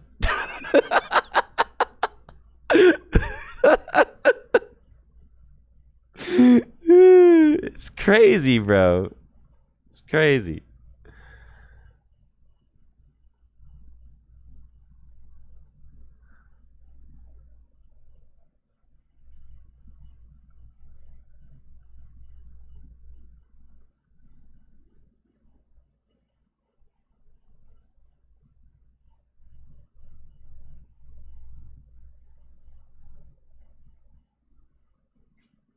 And we got a tie game, but it's looking like Fran's Dragapult is about to get roasted.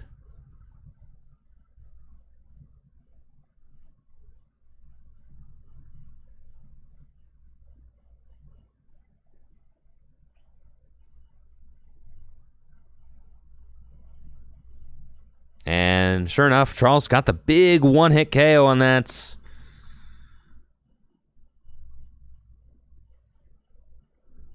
He's going to go down to just 2 prizes remaining.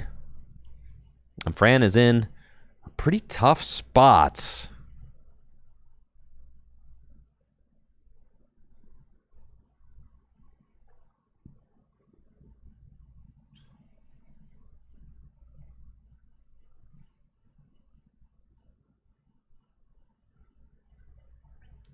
And honestly, looking at this game now from Fran's board, and she's got 4 prizes left to take. Not nearly enough damage on board. I could to be able to like win from here. Fran has to buy another turn, just plain and simple. But the problem is there's this Dunsparce on board too, and the Dunsparce, I mean, that's good for a draw 3.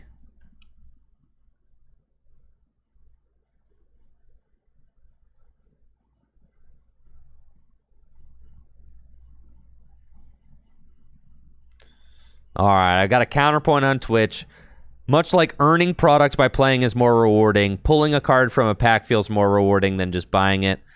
I would counter that by saying it feels rewarding because you gambled and you and you won. You didn't earn it. You just gambled and then your gamble paid off.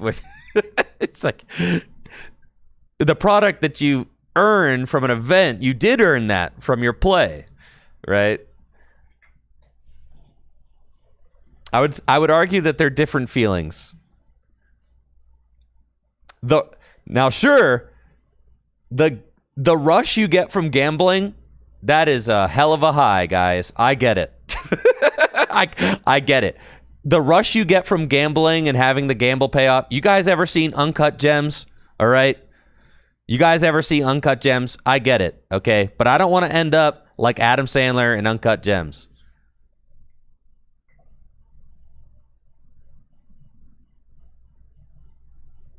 But I get it. The rush is very, very high. It's literally an addiction.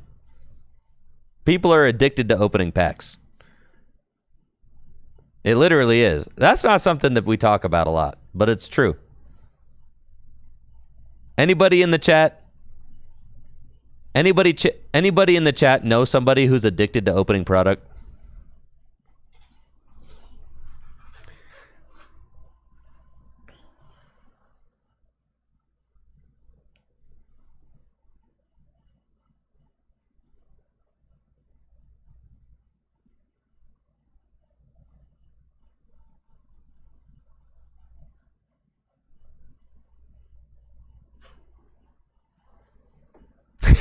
People on YouTube, yeah, it's me. It's me, baby.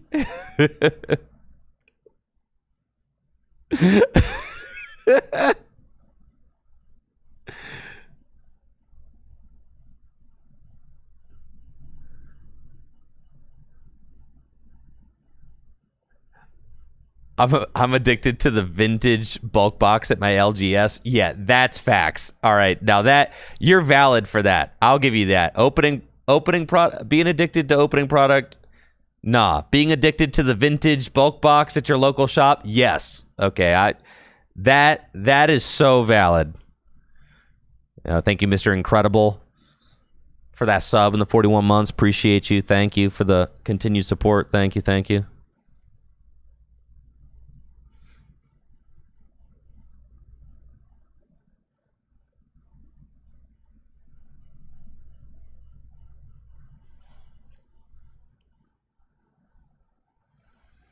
All right. I mean, Fran is still in this.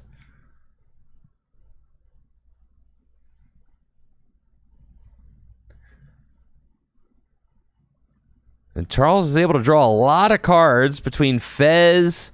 There's a Superior, though. And a Boss. You have to imagine Boss Superior does it. With the Lavincia to get double lightning out of the discard pile. Wow. And then Superior. And that is game. Charles going to take the win.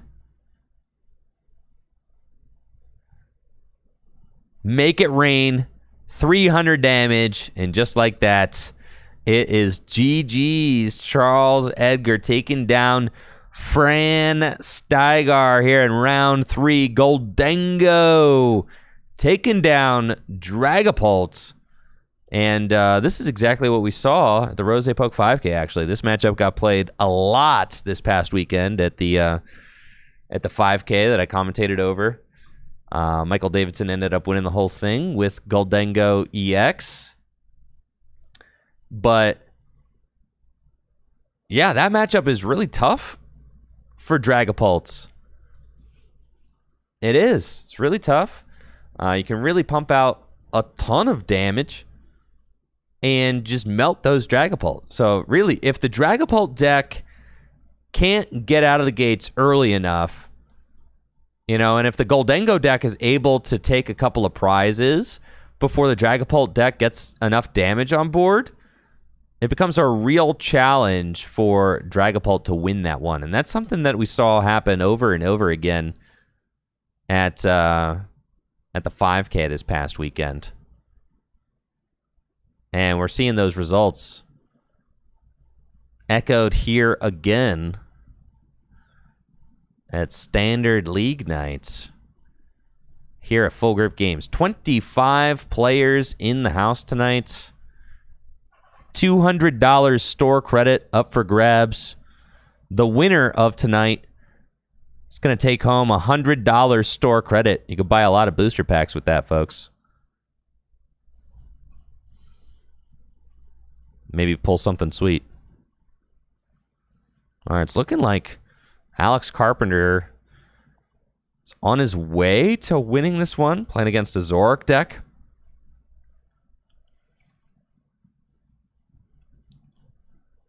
The Zoroark deck's got 4 prizes remaining. Alex, I think, only has 2. No, my view. Dylan. Oh, you're killing me, Dylan.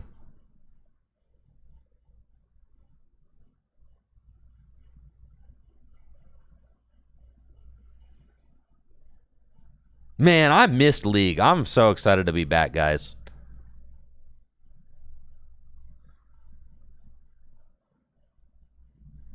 I'm so excited to be back. I miss League. I love doing this. This is so much fun. It is. All right, let's continue talking about the cards. Because we got cards to talk about, folks. Oh, yes, we do. All right, so Mega Venusaur EX, obviously. You've got the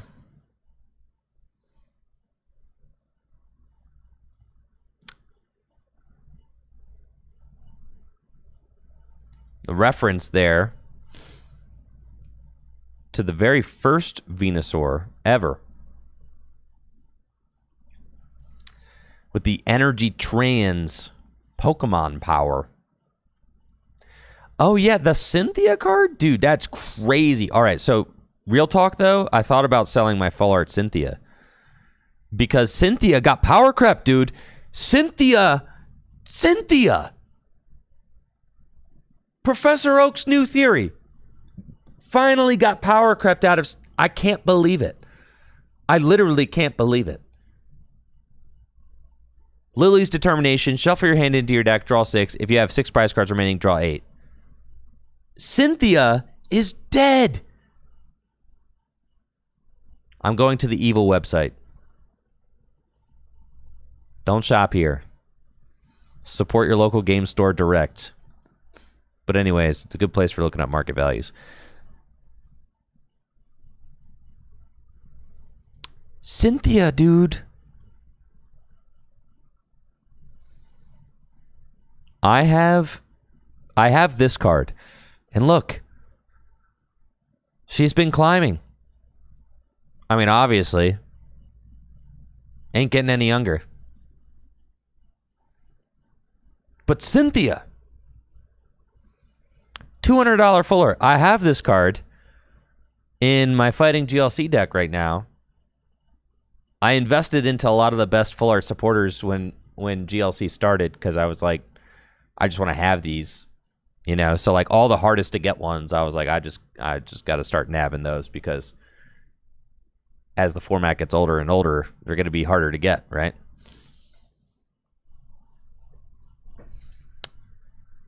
So I thought about selling it because like I'll never play this card in a GLC deck again. Because Lily's Determination is just better. The secret rare Lily's Determination is going to be so expensive, dude. If you want... I mean... Oh, my God.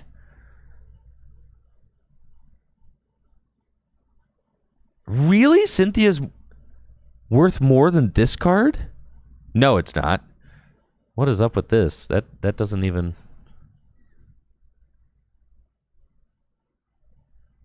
No, it's like a $400 card.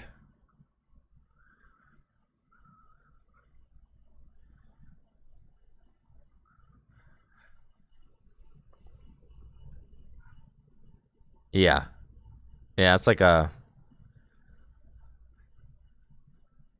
Yeah, this website sucks, actually.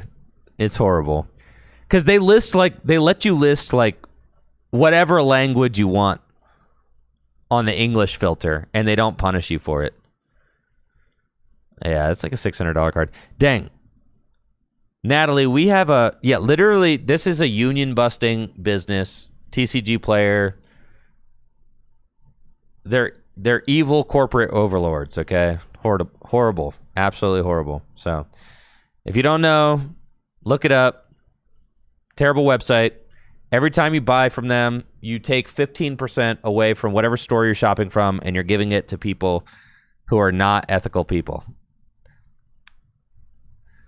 And also, frankly, who don't run a very good website.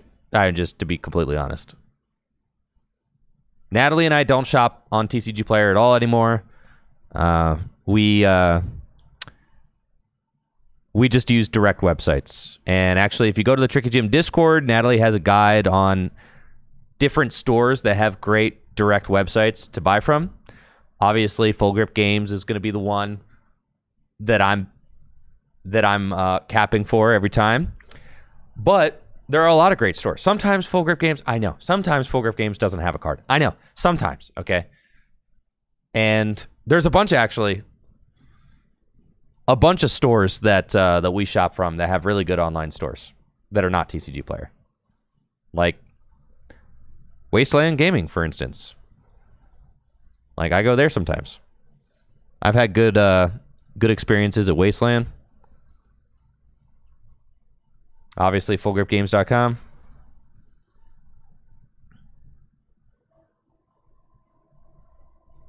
Fullgripgames.com. Kind of the goats. Just saying. Full Grip's kind of the goats. But, like, shopping at a direct website. Yes, you saw Full Grip Games on TCG Player. That's because we need to be there in order to, like, be in business. It's like businesses having to be on Amazon, right?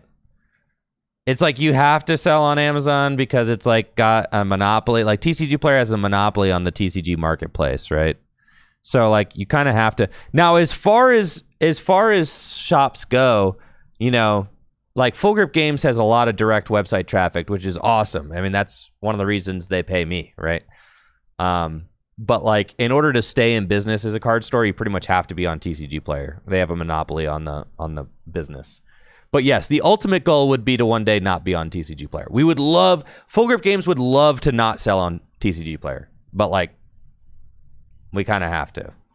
It's just like almost no card store can afford to do that.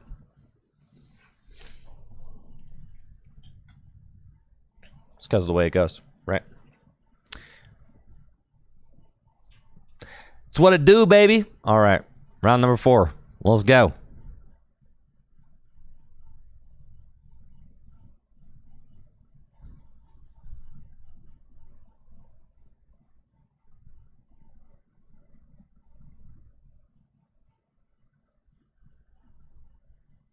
What do we got?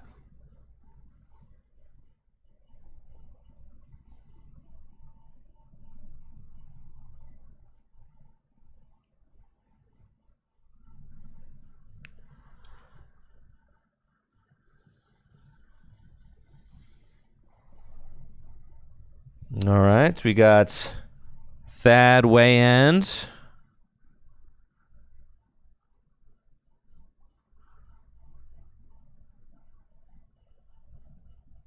Zach Nolan.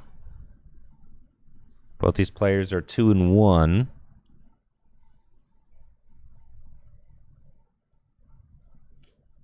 Round number 4 of 5 here at Full Grip Games.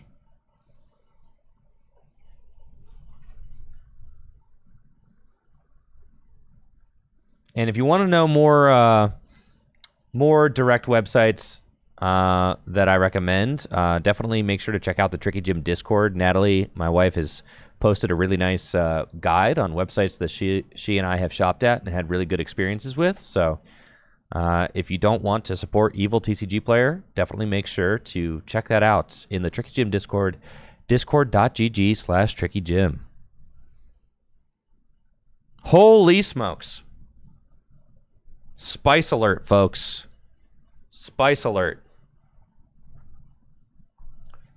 Like, TCG Player is so evil that their employees were trying to unionize, so they shut their entire plant down and are moving it to a state where they're less likely to encounter employees who want to fight for union rights. That is how evil they are. They are so evil that instead of negotiating with their employees for fair wages and fair working conditions, that they shut down their entire plant and are moving it. That's how evil. That's how evil they are. Like it's like cartoon villain evil is how evil TCG Player is. Like, I wouldn't be going off on this rant if it wasn't that bad, but I mean it is literally that bad.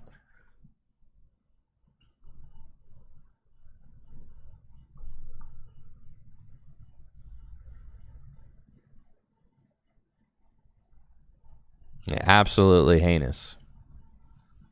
All right, looks like Thad's going to be playing a Charizard deck.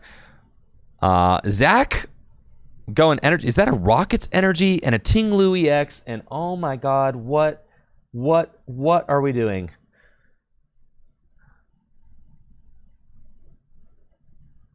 Ting-Lu EX.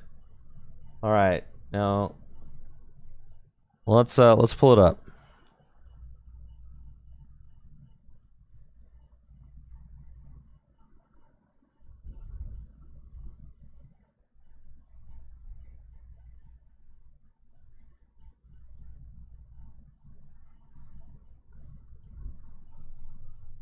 Okay.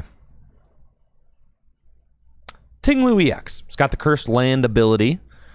As long as this Pokemon is in the active spot, your opponent's Pokemon in play that have any damage counters on them have no abilities. Now, fortunately for Zach, he's got Halucha with the Flying Entry ability, so he's going to be able to place a damage counter probably on Charmander, yep, and Duskull, and then is using Lysander to bring up Duskull and will pass. Zach is a player who really likes control decks. So I have to imagine that Zach is playing a control deck, and it looks like Zach is playing a control deck. There's like Pidgeot in here. There's Ting-Lu's. There's, I think, a Blood Moon or Saluna. There's Rockets energy, probably for Mimikyu if I had to guess, right? But yeah, Zach does love control decks. So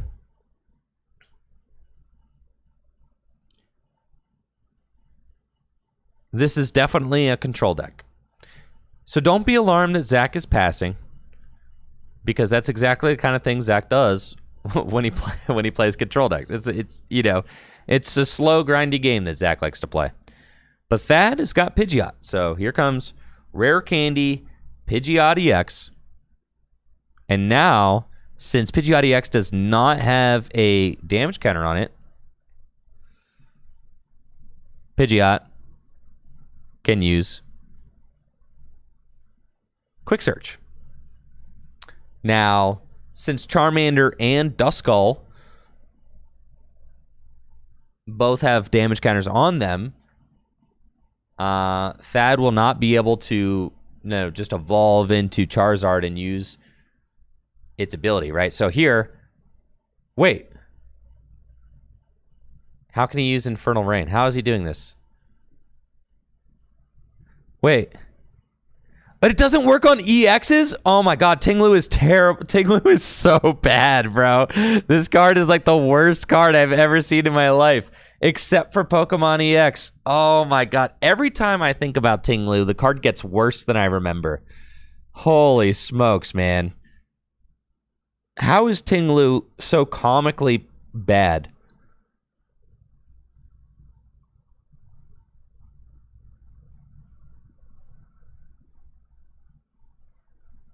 God, it's so comically bad. It doesn't even stop EX. Honestly, Iron Hands is just like the way better card. As far as ability locking Pokemon in Standard right now, yeah, Iron Hands is way better.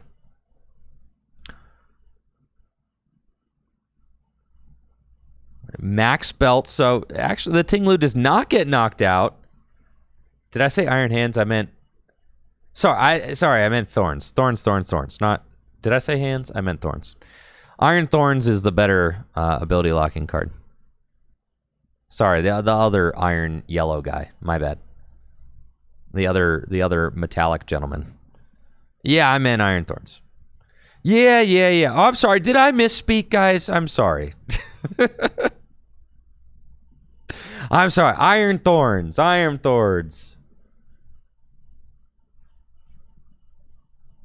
DK Cray over on Twitch says, hey, I'm in your Discord. Where can I find the guide for buying on non-TCG player? It's in the announcements section, probably pinned.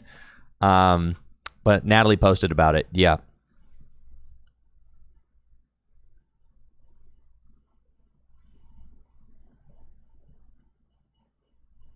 But yeah, it's you just a short scroll in the announcements. Looks like Zach is finally getting to set up thanks to the precious trolley. And then also has Luxurious Cape. Gonna put that on Zapdos. And holy smokes, we've got Rocket Zapdos.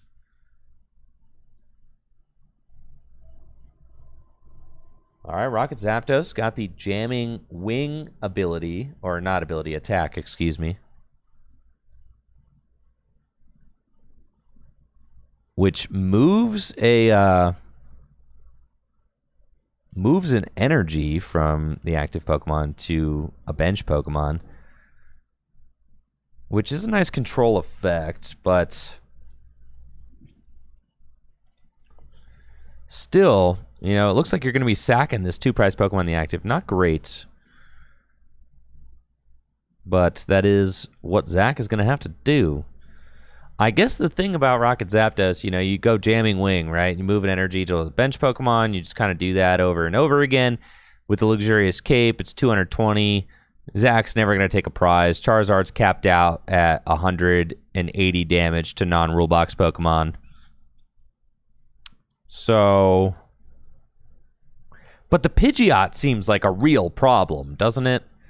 The fact that Thad can just keep searching out whatever he wants. However, if there's one thing that Zach has going for him in this matchup is that there are a limited number, like a very limited and pretty easily quantifiable number of fire energy in the Charizard deck. And we see, you know, Zach's probably going to start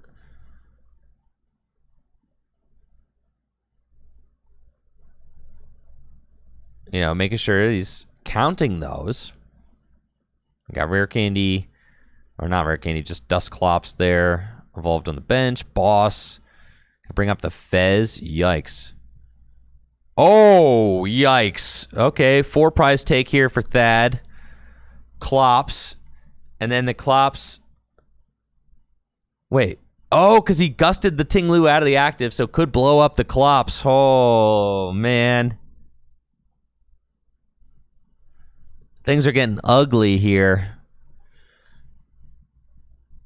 Absolutely ugly. And then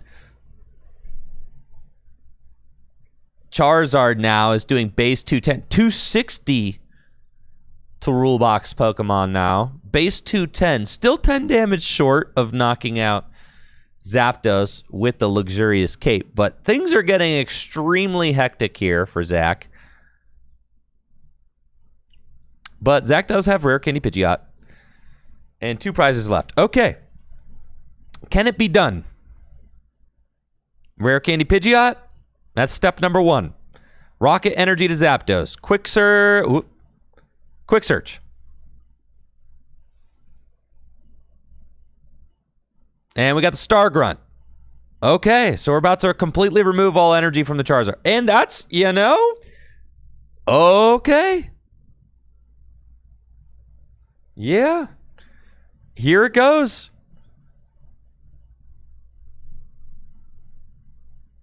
Beautiful. The Star Grunt bounces an energy. I think it goes to top of deck, right? Yeah. And then Zapdos will move the energy over to Pidgeot, and thus the lock has begun. And just like that, folks. Just like that. I can't believe it. Just like that. Holy crap. All right, but there's a Charmeleon in play now, which can evolve into Charizard and use its ability. So, like, that's a thing. So you gotta think about that. Oh, there is a switch here. So it looks like that is gonna burn the switch. Arven for switch. We've also got a quick search. Quick search can go get. What do we got? What do we got?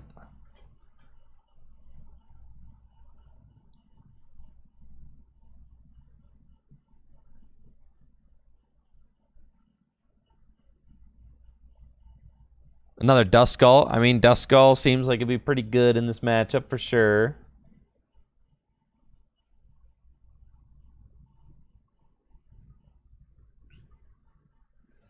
Thank you, Xenu. What's up, Kyle? Appreciate that sub. 52 months. Thank you for the continued support. Thank you, Shiroyu, for that sub as well. And the 62 months, Mr. Incredible, Constantinos, Seymour Biscuits,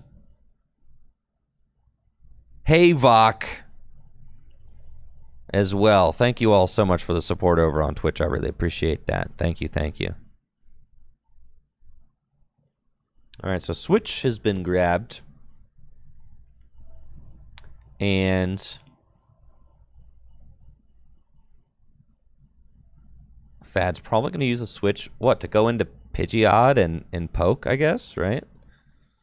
I think he could do 120 damage. The problem is the Charmeleon on the bench. And I don't really know how Zach is going to stop that, right?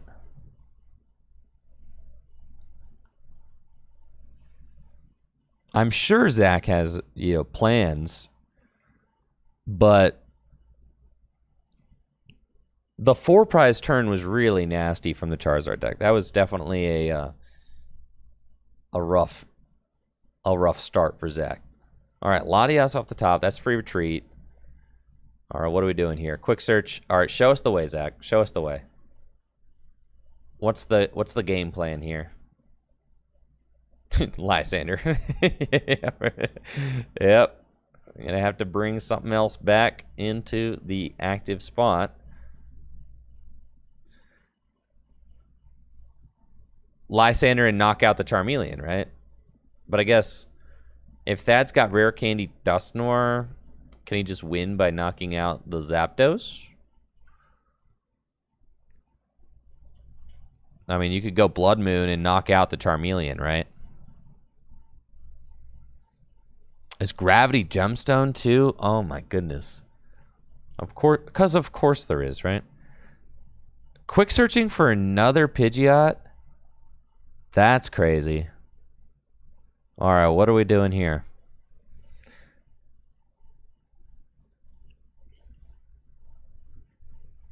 Just to have two.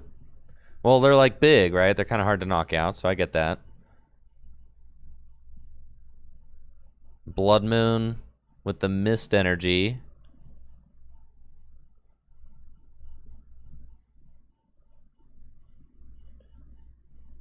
I don't see how Thad doesn't just win here. Isn't it Rare Candy Dusclops game?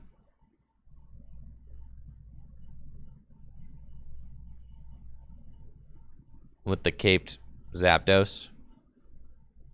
Or is there something that I'm missing here? Oh, it has to be damage from an attack. Okay, I'm tripping. Sorry, guys. But then It has to be damage trigger. Okay, so Clops doesn't trigger it. Okay. Got it. Yeah. That's not an interaction that I encounter every day, but yeah, that makes sense. All right. Yeah, literally just another fire energy just knocks out the Zapdos, and that's it. Yeah, and literally energy wins. Yeah. All right. Thad able to take round number 4.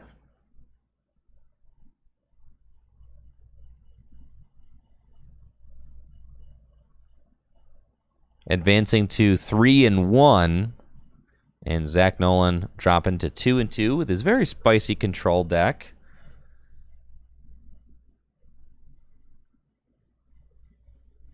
I'm getting where we have to upgrade the chairs at the streaming table. JG said, "Pay me." Are you a local here, JG, or are you just making fun of our chairs? Listen, okay, we've got a very nice stream set up here. Look at all this. Do you know another card shop's got all this going on? Okay. And you're capping on the chairs? Really? All right, we'll get there, okay? We'll get there.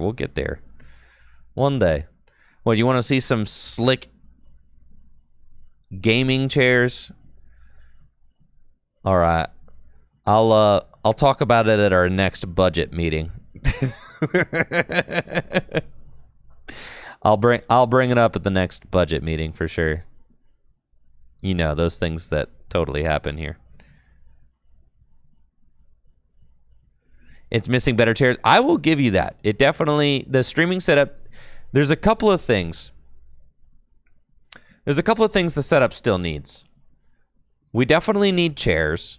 But then I also want to get, like, the table looks amazing, but it, like, those legs, the legs are so scrawny, right? So, like, I feel like there needs to be kind of like a, I feel like there kind of needs to be like some sort of like wooden some sort of like wooden kind of like desk or shelf that kind of like sits in front of the table. It's hard for me to describe, but like it kind of needs like a thing like that, right? It kind of needs I don't even know what the word would be to describe it, but it needs some sort of custom front. Like so my concept for the table here, I don't know how to describe what I want, so I'm going to screenshot it and then we're going to take it into Photoshop. Okay. Those, oh my god, you're killing me, bro.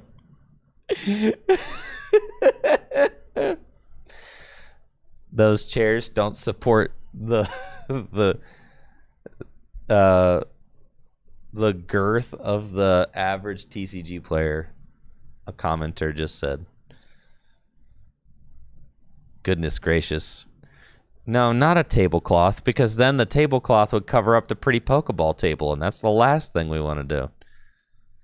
All right.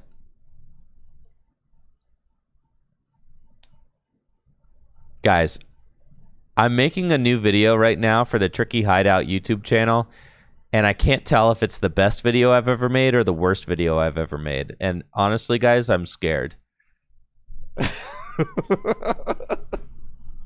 It's gonna release either tomorrow or Friday. I can't tell if it's the best or the worst video. Should I show you guys a piece of it? I feel like a modesty panel? Thank you, Ninax. That is literally it. Yeah, a modesty panel. Okay, that's it. See, I didn't know what like the name of that is. But yeah, it just like makes it so your legs aren't exposed. That's it, right? But yeah, that's what I need. You see them on office desks all the time. Exactly. Like literally, that's it. And it could have like shelves on the inside. Oh man, that's literally it. All right, well now I can Google them. Well, thank you, because I was literally gonna have to try and draw one in because I could not describe. Let's see.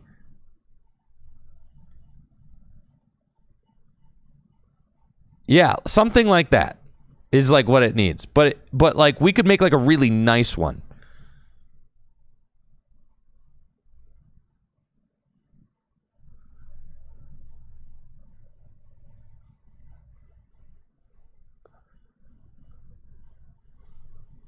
Yeah, it certainly needs like, yeah, it needs something.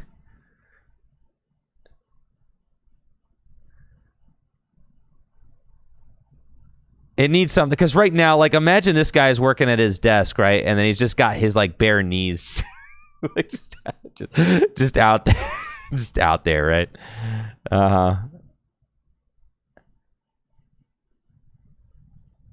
No, but I feel like, okay, so this is my dream, though. My dream is that we have, like, a custom wooden one.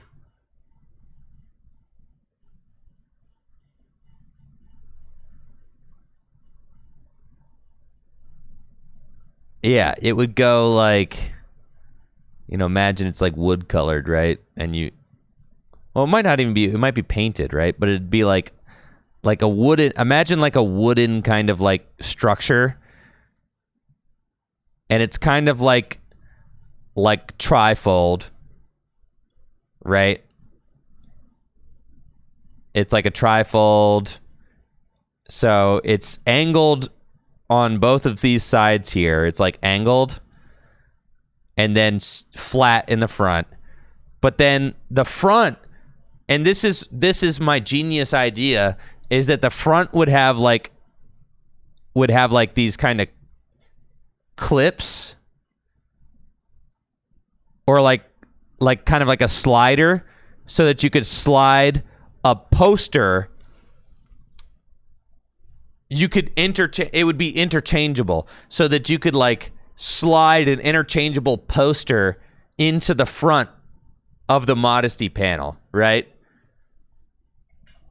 You could make it digital. I mean, you could even build like a TV screen into the Modesty panel, but like I'm imagining it just being like, I mean, just have it be like you could put like a poster and you just kind of slide it into the front, and the poster would say either like Standard League night. We would have one for Standard League night, right? And then we'd have one for GLC League night. And then every time we do a release weekend tournament, we would get one made for like Destined Rivals release, you know, Destined Rivals 3K, right? Destined Rivals GLC 3K. And then like, so just like for every major event, you just have to get a little poster printed. It wouldn't cost that much money. Or you could go through all the trouble of putting a TV in it, and then you could just like interchange it for like whatever you're doing, right? But basically, it gives like the, you know, it just gives the stage like a little bit more of like a kind of presence, right? Instead of there just being like bare legs, right? And then we also have to get like nice streamer chairs. But you got to understand though, like this whole setup is still pretty new, and this whole thing costs like $25,000. Okay, so like we're getting into the parts now where it's like, yeah, okay, so like I would like us to spend another few $1,000s on it, right? To have like a custom Modesty panel and like nice gamer chairs, like. Yeah, let's get a few more, and honestly, I want like 2 more cameras too. Yeah, I want at least 2 more cameras. So probably I could spend another $10,000 on this pretty easily. But I'm at the point now where like Full Grip has already invested like 25 grand into it, so it's a hard. What I'm trying to say is it's a hard sell for me. No, you don't make a physical poster every week. You don't make a new physical poster every week. You just have one poster that says Standard League night, and you have one poster that says GLC League night, and you just put them in. You put them in every week. You see what I'm saying? So the standard and the GLC League Night, those stay good for like forever until you feel like remaking them. And then you only need to make 4 custom posters a year because that's how many that's how many release weekend events we do. And then say if you wanted to get one and you could do Full Grip Games Retro Series, boom. And we put the Retro Series one up for every retro event that we run. Right? So really, all in all, we're talking 4 custom posters a year. That is like a very small price to pay, right?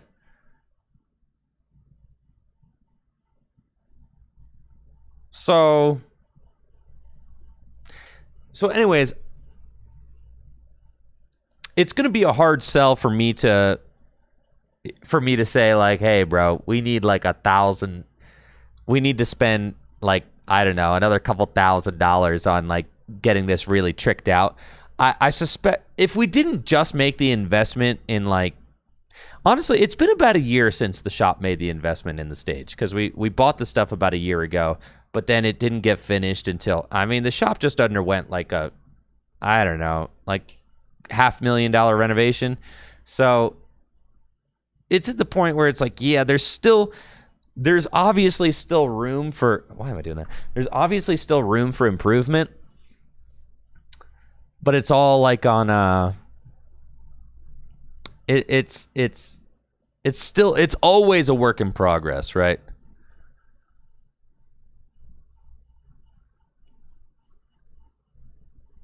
A cheaper or used TV could be the move. It might look really cool. I do think installing a TV might just be the play because then you can just have it be. But then what does the TV look like on camera? Is the other one of the reasons that I wanted to go with physical medium for the poster, right? Is because like is the screen going to actually look good on camera? Probably not, right? Like a poster would look better on camera than a TV screen. You know what I'm saying? And the whole idea is that this is going to be on camera. So, you know? So, like, there's that. But the TV is obviously like as malleable as you want.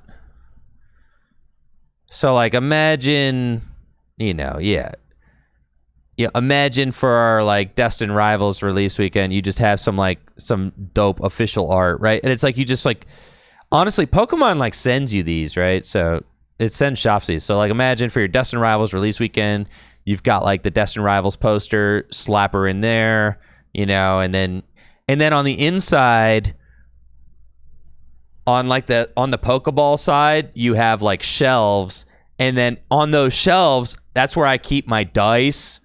Right? And my walkie-talkies, I can keep all that stuff in the shelves, which would be like inside the Modesty trifold, right? Do you see? I've put a lot of thought into this, okay? And then you put like 2 slick gamer chairs here, and like then you're really looking super pro, right? It looks sick. It looks sick. Getting 2 used Herman Miller Aeron chairs for $300 a piece. Well, here's the deal, Dallas. I'm not into Herman Miller. I'm actually a steel case truther. Let's see. What's the used chair? Let's see. Refurbished steel case. What's the website? Crandall. Oh yeah, these are the guys that I shop from. Yeah, these guys have the sauce right here. The remanufactured steel cases. Yeah. This is what I use here in my studio. And honestly, I love these because they got like they feel great. They've got like a nice, like kind of slimmer profile, very comfortable chairs. They're incredible. Let's see. Office chair parts by chair. Let's see. Remanufactured chairs. I got the Leap V1, I think. Yeah. That's the one I've got. Yeah, this is my chair right here. I got 2 of these bad boys. Except they're black. Yeah. Yeah, this is my chair of choice right here. And then when you shop on Crandall, though, you can customize it and stuff. Like, you can get it all tricked out however you want. And they're all recycled, too. So you get them, like, good, you know, they're refurbished, remanufactured. Yeah, so, like, they put new foam in the seat, like, all that.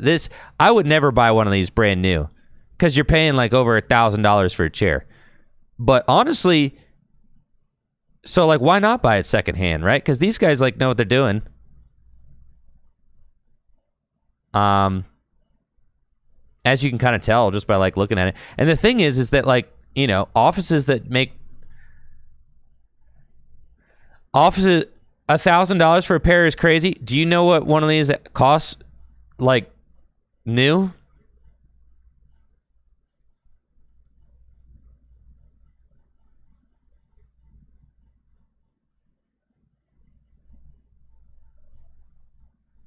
They won't even tell you, bro. They won't even tell you.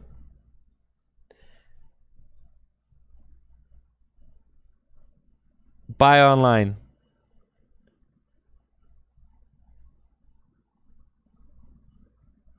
Bruh! $2,000! Look, I got one of these right here, dude.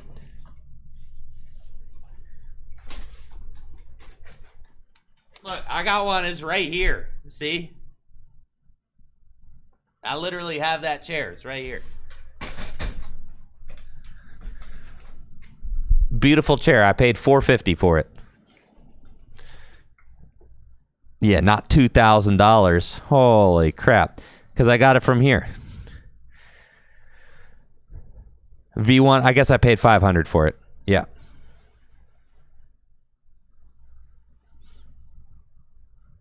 But it's like, yeah, it's like a quarter of the price. I mean, I like the V1 model. I mean, really, how much different do you think the V1 is from the V2? Like, to be honest, it's a freaking chair, right? Like, they're both high-end chairs. Yeah, they're both. But this is like, I'm spoiled now. Like, I won't,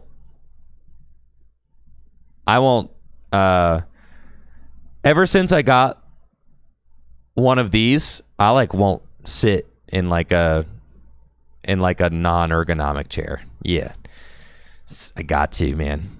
It's like, my body is like, honestly, sitting in the crap chair at the 5K this past weekend, my back still hurts. Because I was just sitting in some random chair they had at the shop for like 14 hours. My back is still recovering from that.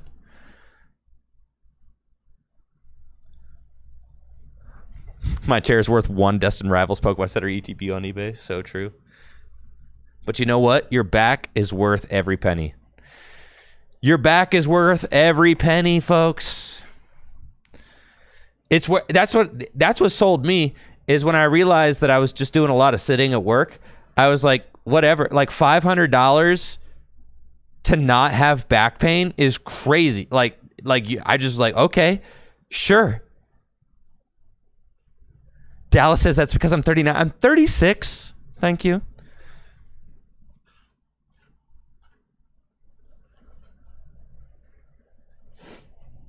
$36.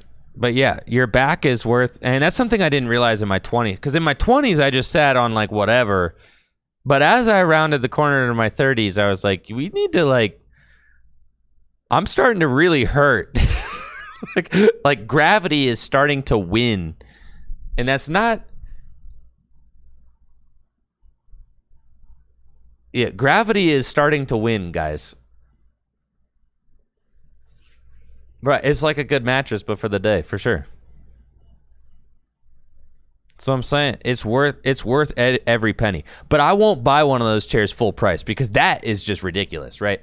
It's like buying camera equipment full price. It's like, just buy it used. Just buy it used, right? But then that's the thing about a chair is like, you don't want to just buy a chair used necessarily because like it could have something wrong with it. Also, you've got somebody else's butt sweat like baked into the seat, right? Like over years.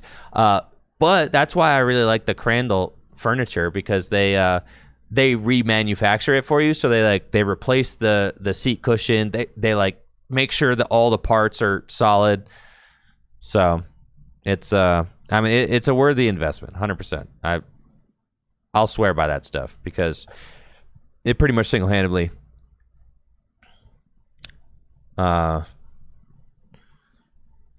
it saved my back. Like it was like night and day. Like my back used to ache every day when I was done streaming, and I got an ergonomic chair, and it was like, oh, okay, this is not that bad. It's just 100% the chair. What do we think about the new full art trainers? How we liking those? No, we still got one more game tonight. Round 5 coming up soon.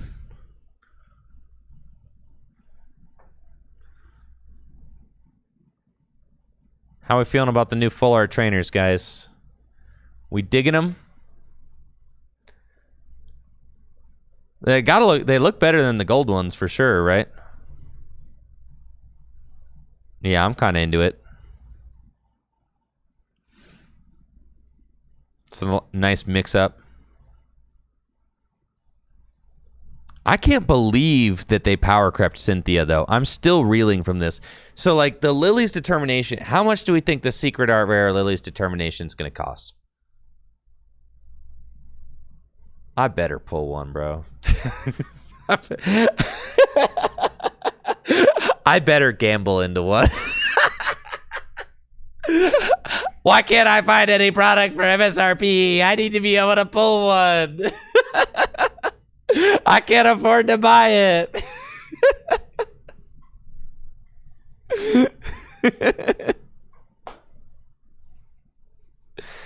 You think on release? You don't think we're getting secret illustration rares in the Mega set?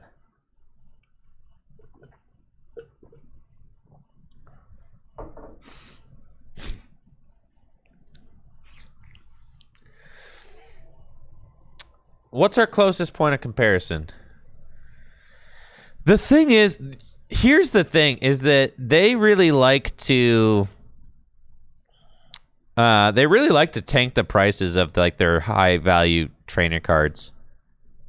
Look at like Iono, for instance, right?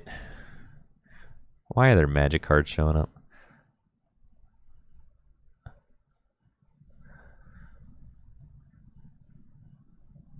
Where are my full art Ionos? Freaking Crystal Commerce, man.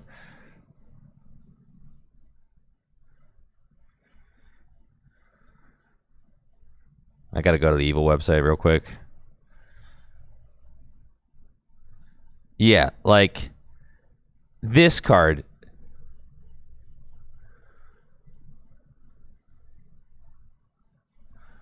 This card like should be really expensive, right? But it's not. It's $55. Like this card should be a lot more expensive than that, right? But it's not. And it's because they've got like 1 million prints of it. Why is TCG Player evil? Because they're literally closing down their operations plant in New York and moving it to a different state and firing everybody because they're trying to fight for union rights, and the leaders of TCG Player, or the CEO of TCG Player, hates unions and is literally shutting down the whole operation and moving it to like Kentucky or something because he's tired of his workers fighting for fair working conditions. So instead of conceding on fair working conditions, he's moving his whole warehouse to Kentucky and firing everybody. Anyways, round number 5. Yeah, it's horrible actually. So don't shop on TCG Player. They take 15% of the of the sale from every single one of the hardworking local card stores that sell on there. But card stores only sell on there because they feel like they have to. Well, they literally have to. They have a monopoly on the card market business in the United States. However, you can shop direct, and if you want to learn more about good websites that we recommend shopping direct at, you could check out the announcement section of the Tricky Gym Discord, discord.gg/trickygym. There are a lot of really great local game stores that have websites, not unlike fullgripgames.com, fullgripgames.com, Wasteland Gaming, Collector's Cash. A lot of good websites out there that sell cards, and you're not going to have to support an evil business like TCG Player, while also like taking profits away from the local game stores that actually support the hobby by like running leagues and things like that. So no, you can look it up. I mean, look at it. Don't just take my word for it. Like, actually read up on it, because it's I mean, it's crazy. It's crazy. Yeah, it's nuts. It's like actually crazy what's going on with it. And the fact that they just think that nobody's going to care. TCG Player is literally, rather than giving their employees fair working conditions, they are union busting to the point of shutting down their entire operations plant in New York and moving the entire place to Kentucky instead, because they don't think that they will encounter employees fighting for unions in Kentucky. So that's literally it. Or they think that the laws will be more beneficial. They think the laws will be less supportive of employees in Kentucky than they are in New York. In New York, basically it boils down to New York's a blue state, and they don't like the blue laws, and they don't like employees fighting for fair wages, so they're moving to Kentucky. They're basically screwing over their workers. Yep. That's what's going on. Yes. And basically they fired everybody for fighting for unions. They fired everybody. They shut down the plant, and they're moving to Kentucky. They're like, and not to mention, like outside of all of that, they're also just a horrible business. Like, they actually like shopping TCG Player Direct is a total scam. Like, just a horrible business, just up and down for sure. One of my buddies used to work at TCG Player, and he had some very choice things to say about the CEO when I saw him last weekend. Just evil dude, for sure.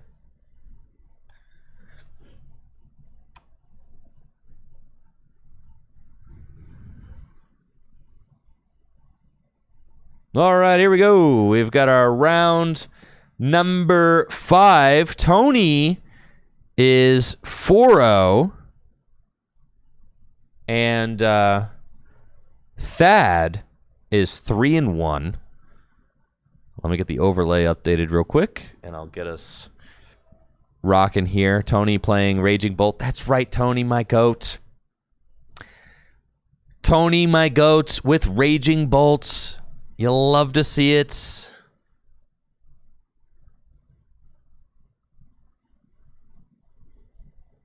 Aren't TCG Player breaking work laws with that? They're certainly dealing with lawsuits, yes. That's how evil, yes. Yes, TCG Player is certainly dealing with some fallout for their union busting tactics, but they kind of just have so much money that they don't care. They're kind of saying that they'll just win in court. Right?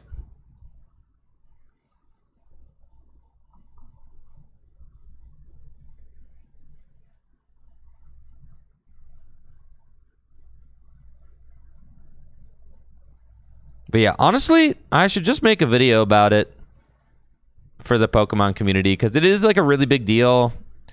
And yeah, you know, so maybe I'll make a video essay about it. I need to do some more reading about it myself, make sure that I have all my facts straight. But like, you guys can look it up. I mean, it's definitely a thing. It's happening. Obviously, all the trading card games or communities are kind of like separately kind of dealing with it in their own way. Like, the Magic community is kind of, you know, dealing with it because, like, I mean, all the trading card communities are kind of all dealing with it, right? Because TCG Player is just like doing some really messed up stuff, and TCG Player is also, you know, kind of a monopoly in the trading card game industry, and a lot of people just kind of shop there without thinking, right? Kind of like Amazon, right? A lot of us, it's just, you know, convenient. However, Amazon, like, at least the stuff kind of shows up on time with Amazon. TCG Player doesn't even do that, so.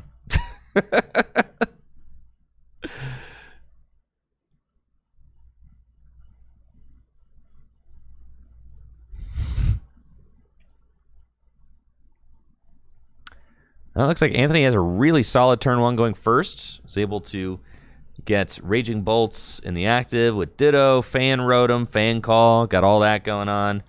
And our final match today is going to be between Anthony Saez 4-0 and Thad Wayan 3-1. So this is Anthony's tournament to win with Broken Raging Bolts. I love it. Angel Ran over on YouTube asking, what is the replacement to TCG Player?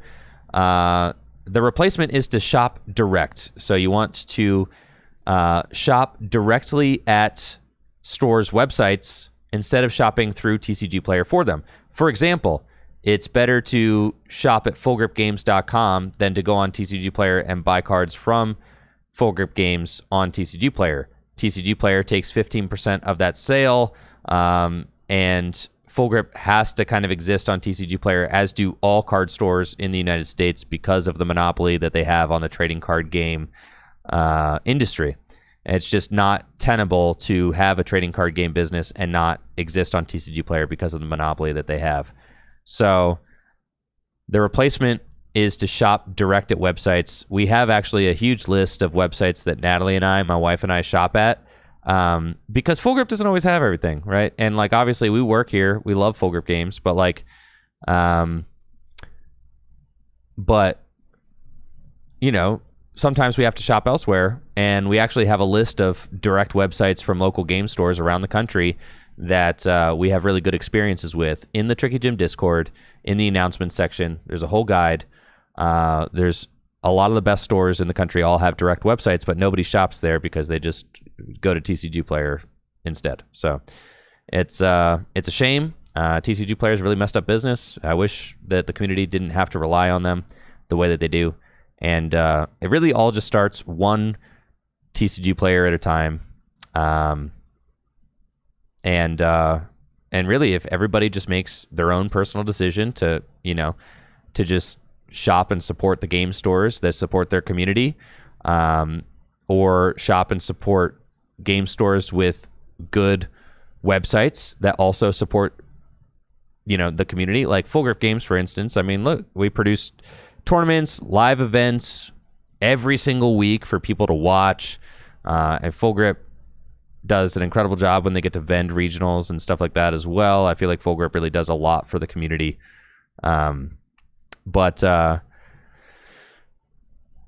And so when you shop at fullgripgames.com, you know that, like, you know, the money that you're putting into fullgripgames.com is going back into the community, right? But when you shop at somewhere like TCG Player, you're literally putting your money into a union-busting business that has done horrible things for workers' rights and things like that. So, you know, it's about spending your money where you value your money being spent. So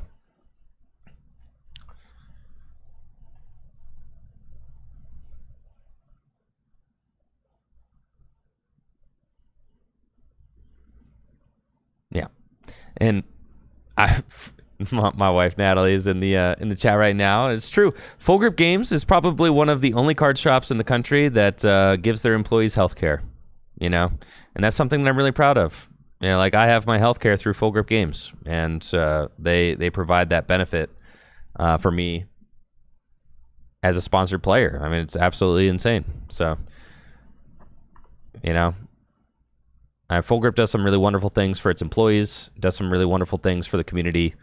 There's a lot of card stores, though, that have good direct website sites to shop at for your card singles.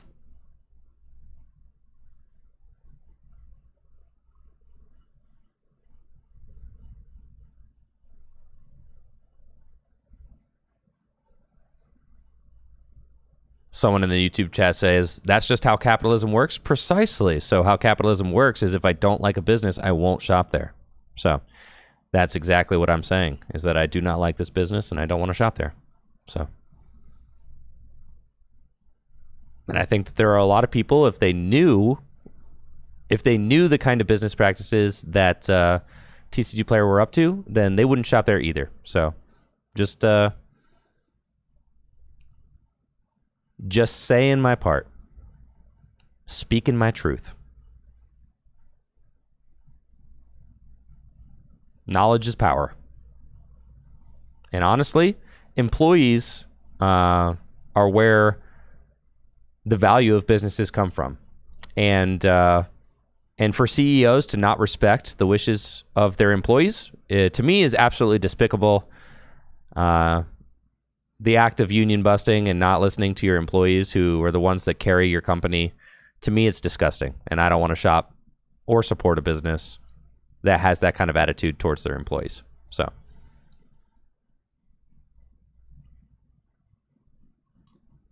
that's that. I don't shop at TCG Player. Natalie hasn't shopped at TCG Player in years. I haven't shopped at TCG Player in a long time either, since I learned about this stuff. So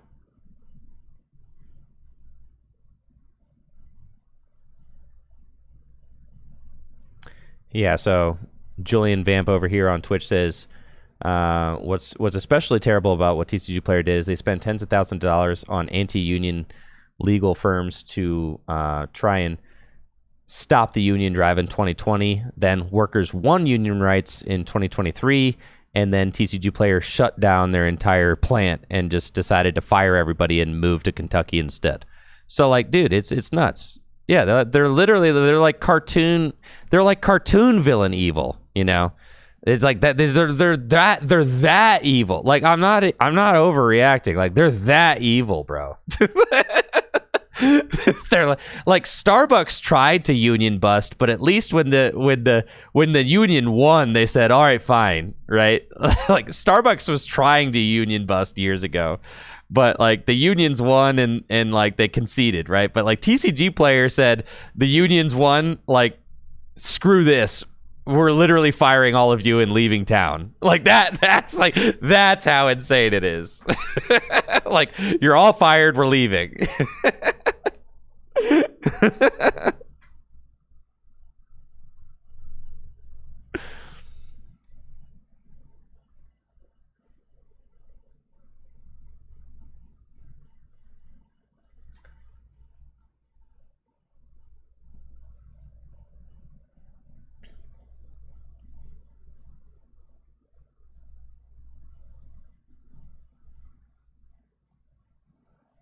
And they're literally, like, TCG Player CEO is literally saying, I don't think any of you care. Like, I don't think that any of you, like, I don't think they're literally saying, like, I don't think people will care. I don't think people will care about employees' rights. I don't think that people will care about the people actually doing the work to keep the business afloat. Like, they're basically saying that you, the trading card game player, is too stupid to care. That's basically what that's their gamble, is that you just won't care, or that you don't care enough. That's their gambit. TCG Player is saying, we don't think that you guys will actually care, right? Whereas, like, to me, I do care, right? I really care. I care a lot. So like, you know, they lost a customer from me, and they lost a customer from a lot of people I know as well. So I'll never shop there again.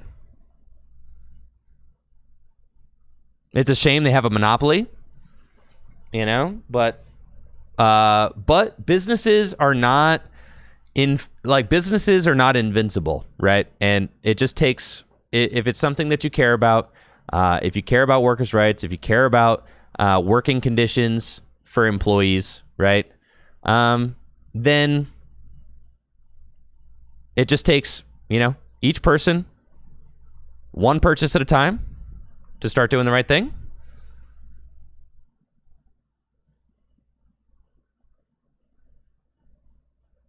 You know, TCG Player hasn't been around forever. It's not guaranteed that they will be around forever.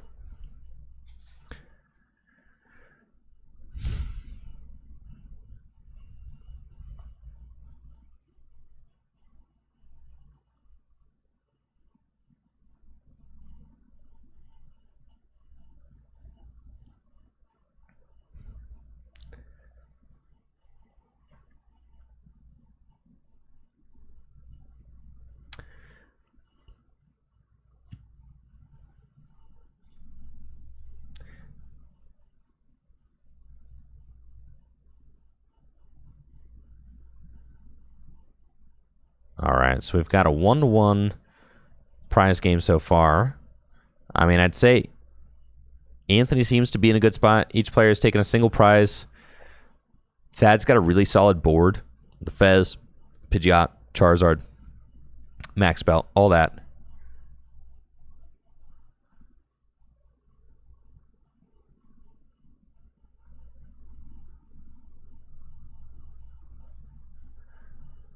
But I think Anthony's just got an opportunity here to easily knock out this Charizard, and it should just be pretty smooth. I know Thad does play Chi-Yu, right? So Chi-Yu can respond to a knockout on the Teal Mask Ogerpon. If the Teal Mask Ogerpon knocks out the Charizard, then Thad can maybe go Chi-Yu to knock out a Teal Mask. It looks like that's what Anthony is doing, is kind of just like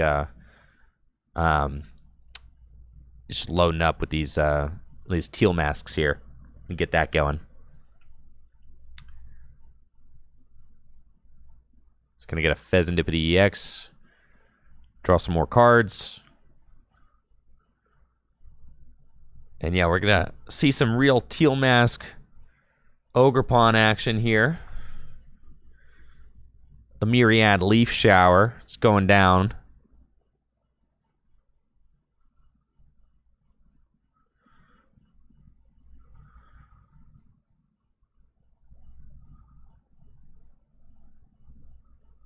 Yeah, I see Cameron Clark here says the reason TCG player has so much market share is that they had the capital be the first, but they really aren't all that special anymore. 100%. I mean, 100%. Like, they're not actually a very good business, and they don't have good values, and they don't actually provide a good service either. Shopping on TCG player actually low-key sucks. I don't know if you guys have noticed. There's like Japanese cards all up in like the English filters. Card shops are often not held to any sort of accountability. Like, there's card shops, dude. There are times I used to buy cards off TCG player and I wouldn't get them for a month. It's just absolutely ridiculous, right? It's absolutely ridiculous. Like, the service actually sucks. Buying on TCG player direct is a total scam. Those guys don't even look at the cards. It's totally ridiculous. I mean, and these big businesses are not infallible. Look at like Troll and Toad used to be the biggest card store in the country 10 years ago. Troll and Toad was the biggest card store in the country. Troll and Toad filed for bankruptcy. Like, dude, it's nuts out here. Your success is not guaranteed future success. Not even a little bit, dude. So you do something ridiculous like this, like, it is very easy to see that TCG player could go under eventually.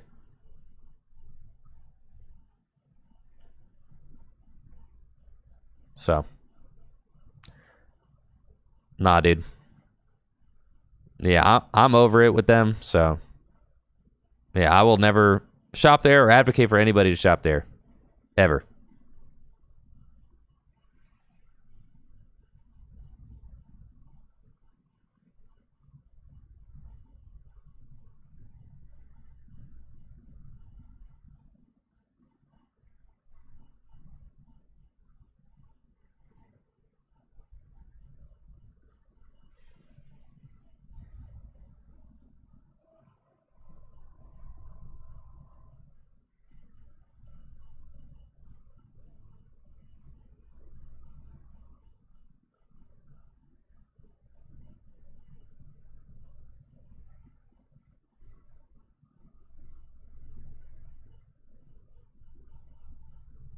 So we got a big knockout incoming with Teal Mask Ogerpon.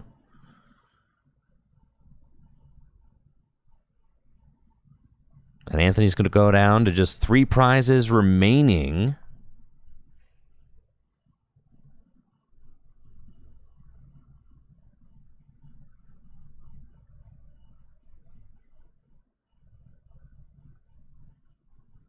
Ultra Ball. And here comes Chi-Yu. Big Chi-Yu knockout coming in.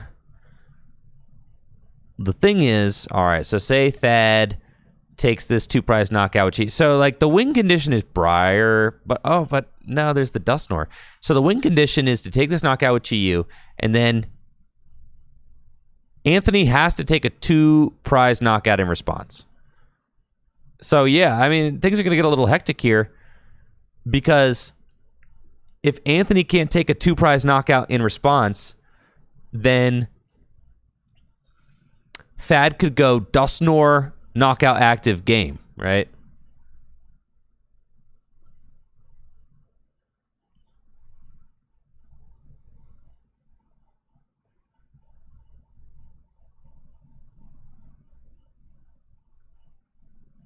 So, I mean, Thad needs to get the Rare Candy Zard off the Iono. That is like a must-have situation. And it looks like he's got it.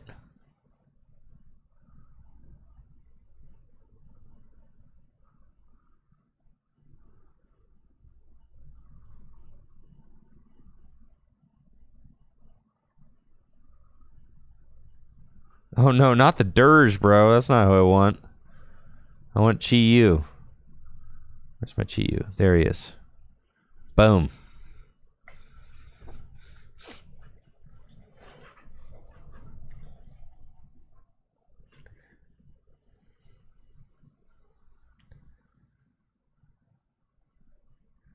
The Rare Candy Charizard, Infernal Rain.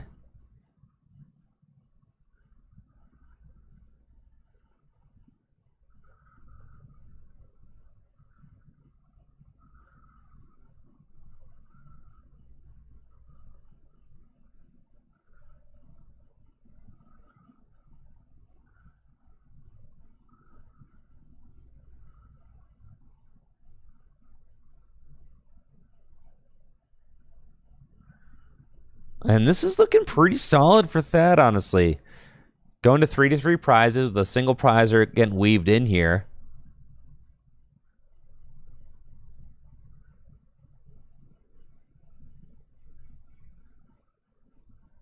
Flip the scripts.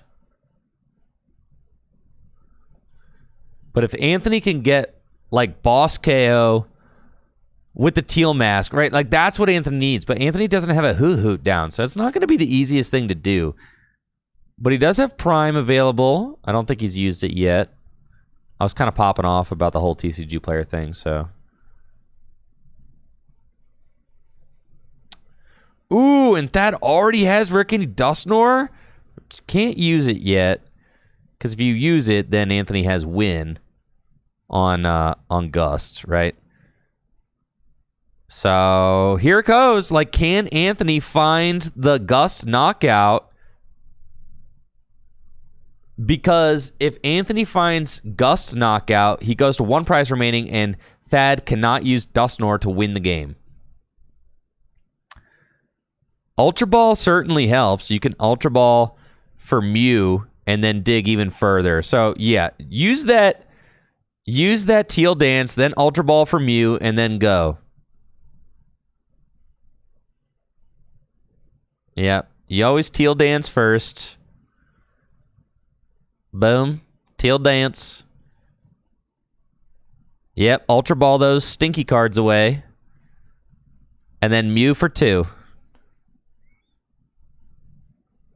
If Mew is in deck, that is. I mean, but...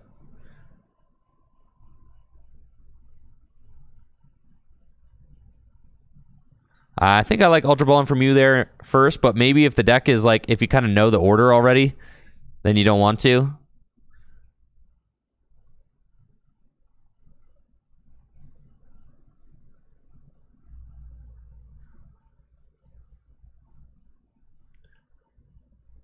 I wanted to see Mew and then Fez get used, because it gives you 2 extra cards if you do that.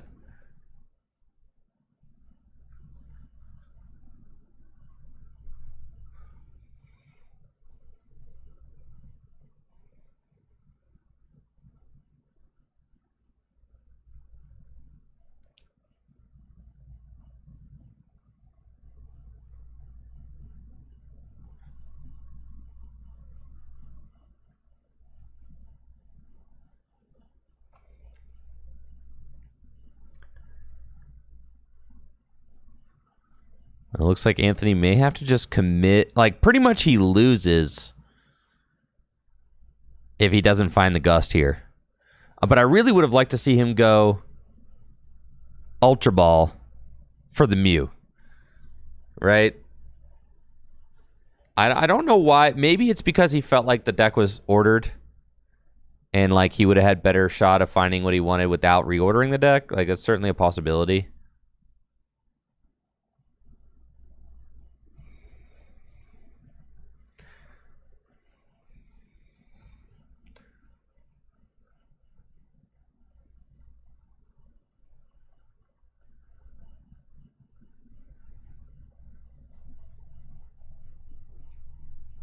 And now he's getting the Mew, right? So I think he probably didn't want to shuffle the deck because he got Iono'd, right?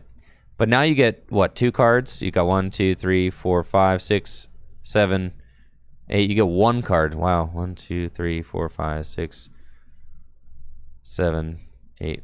No? Yeah, you get 1 card off Mew. That's not a lot.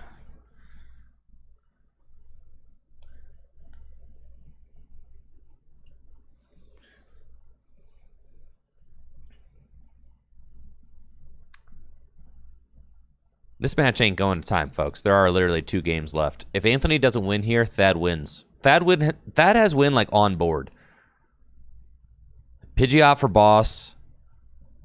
Blow up Dusknoir. I mean, like, Thad literally has win on board. If Anthony does not win here, then Thad will win. So he needs to bench these. Mew for 1. Sada for... This is for boss. All right, doesn't find boss. So now you need to Sada and hope you find the prime.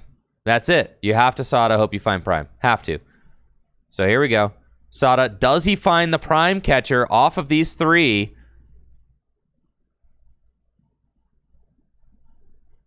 Does he find it? Ah, he's still got a teal dance. 1 teal dance. Does he find prime catcher off of this for 1? God, if Anthony just had a hoo-hoo down last turn, he wins, but he didn't. Do it, Anthony. Is Prime Catcher the top card of your deck or not?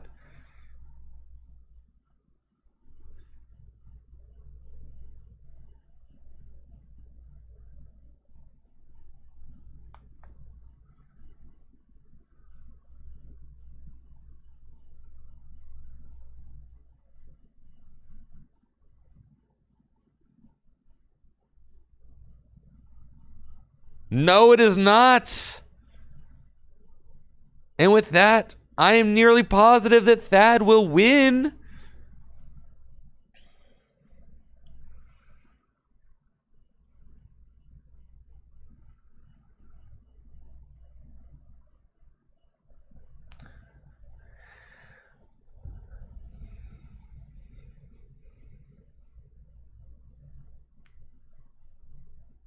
And Anthony does not have a good route here at all.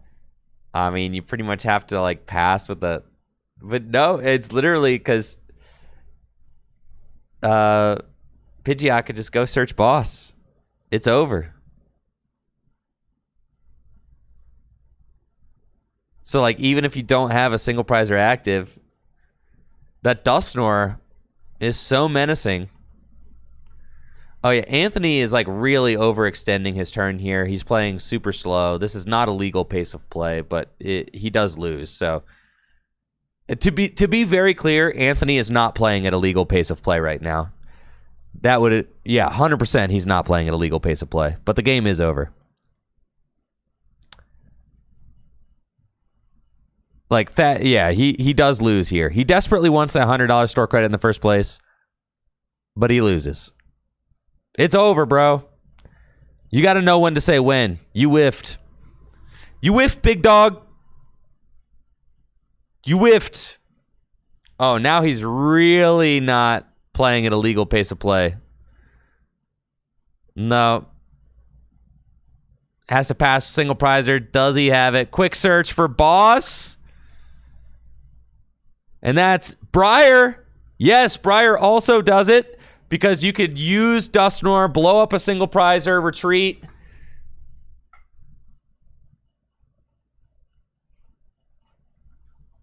You could do it either way. You Briar, make it so that, you know, Anthony goes to 2 and then you knock out the I don't know what Thad's saying here. You just knock out the Noctowl, bro. Like, yeah, it is over. It's over. GG's. GG's, and that's it. Thad is going to take the win. And now the winner tonight will come down to Resistance.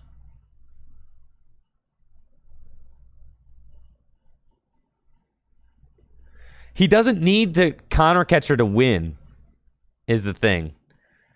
Thad doesn't need to counter catcher to win. Because, like, it's Briar. So what the reason why Briar wins is because you just blow up, use Dusknoir to blow up a bench 2 Hoot, right? Both players go to 2 prizes remaining.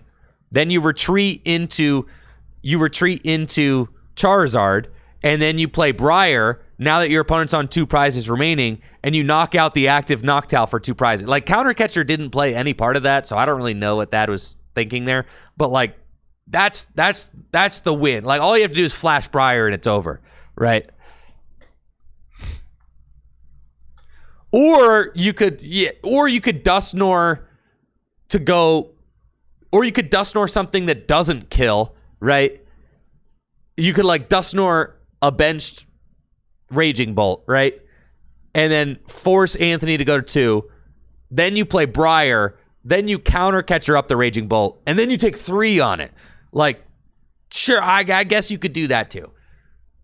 Or you could just like have quick search for boss's orders, and then you use Dusknoir to blow up a bench Hoot Hoot, and boss's orders a 2-prizer, and then you win that way. What if he shoves a 2-prizer? There's no shoving a 2-prizer because you're not using Dusknoir to knock out the active. You're using Dusknoir to knock out a bench Pokemon.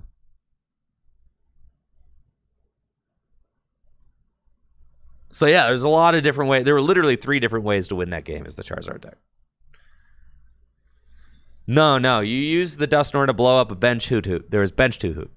There's bench Hoot Hoot. And then you knock out the active for 2 prizes with Briar. There's your 3. Brandon Alaskan Hero with a tier 3 sub and the 79 months.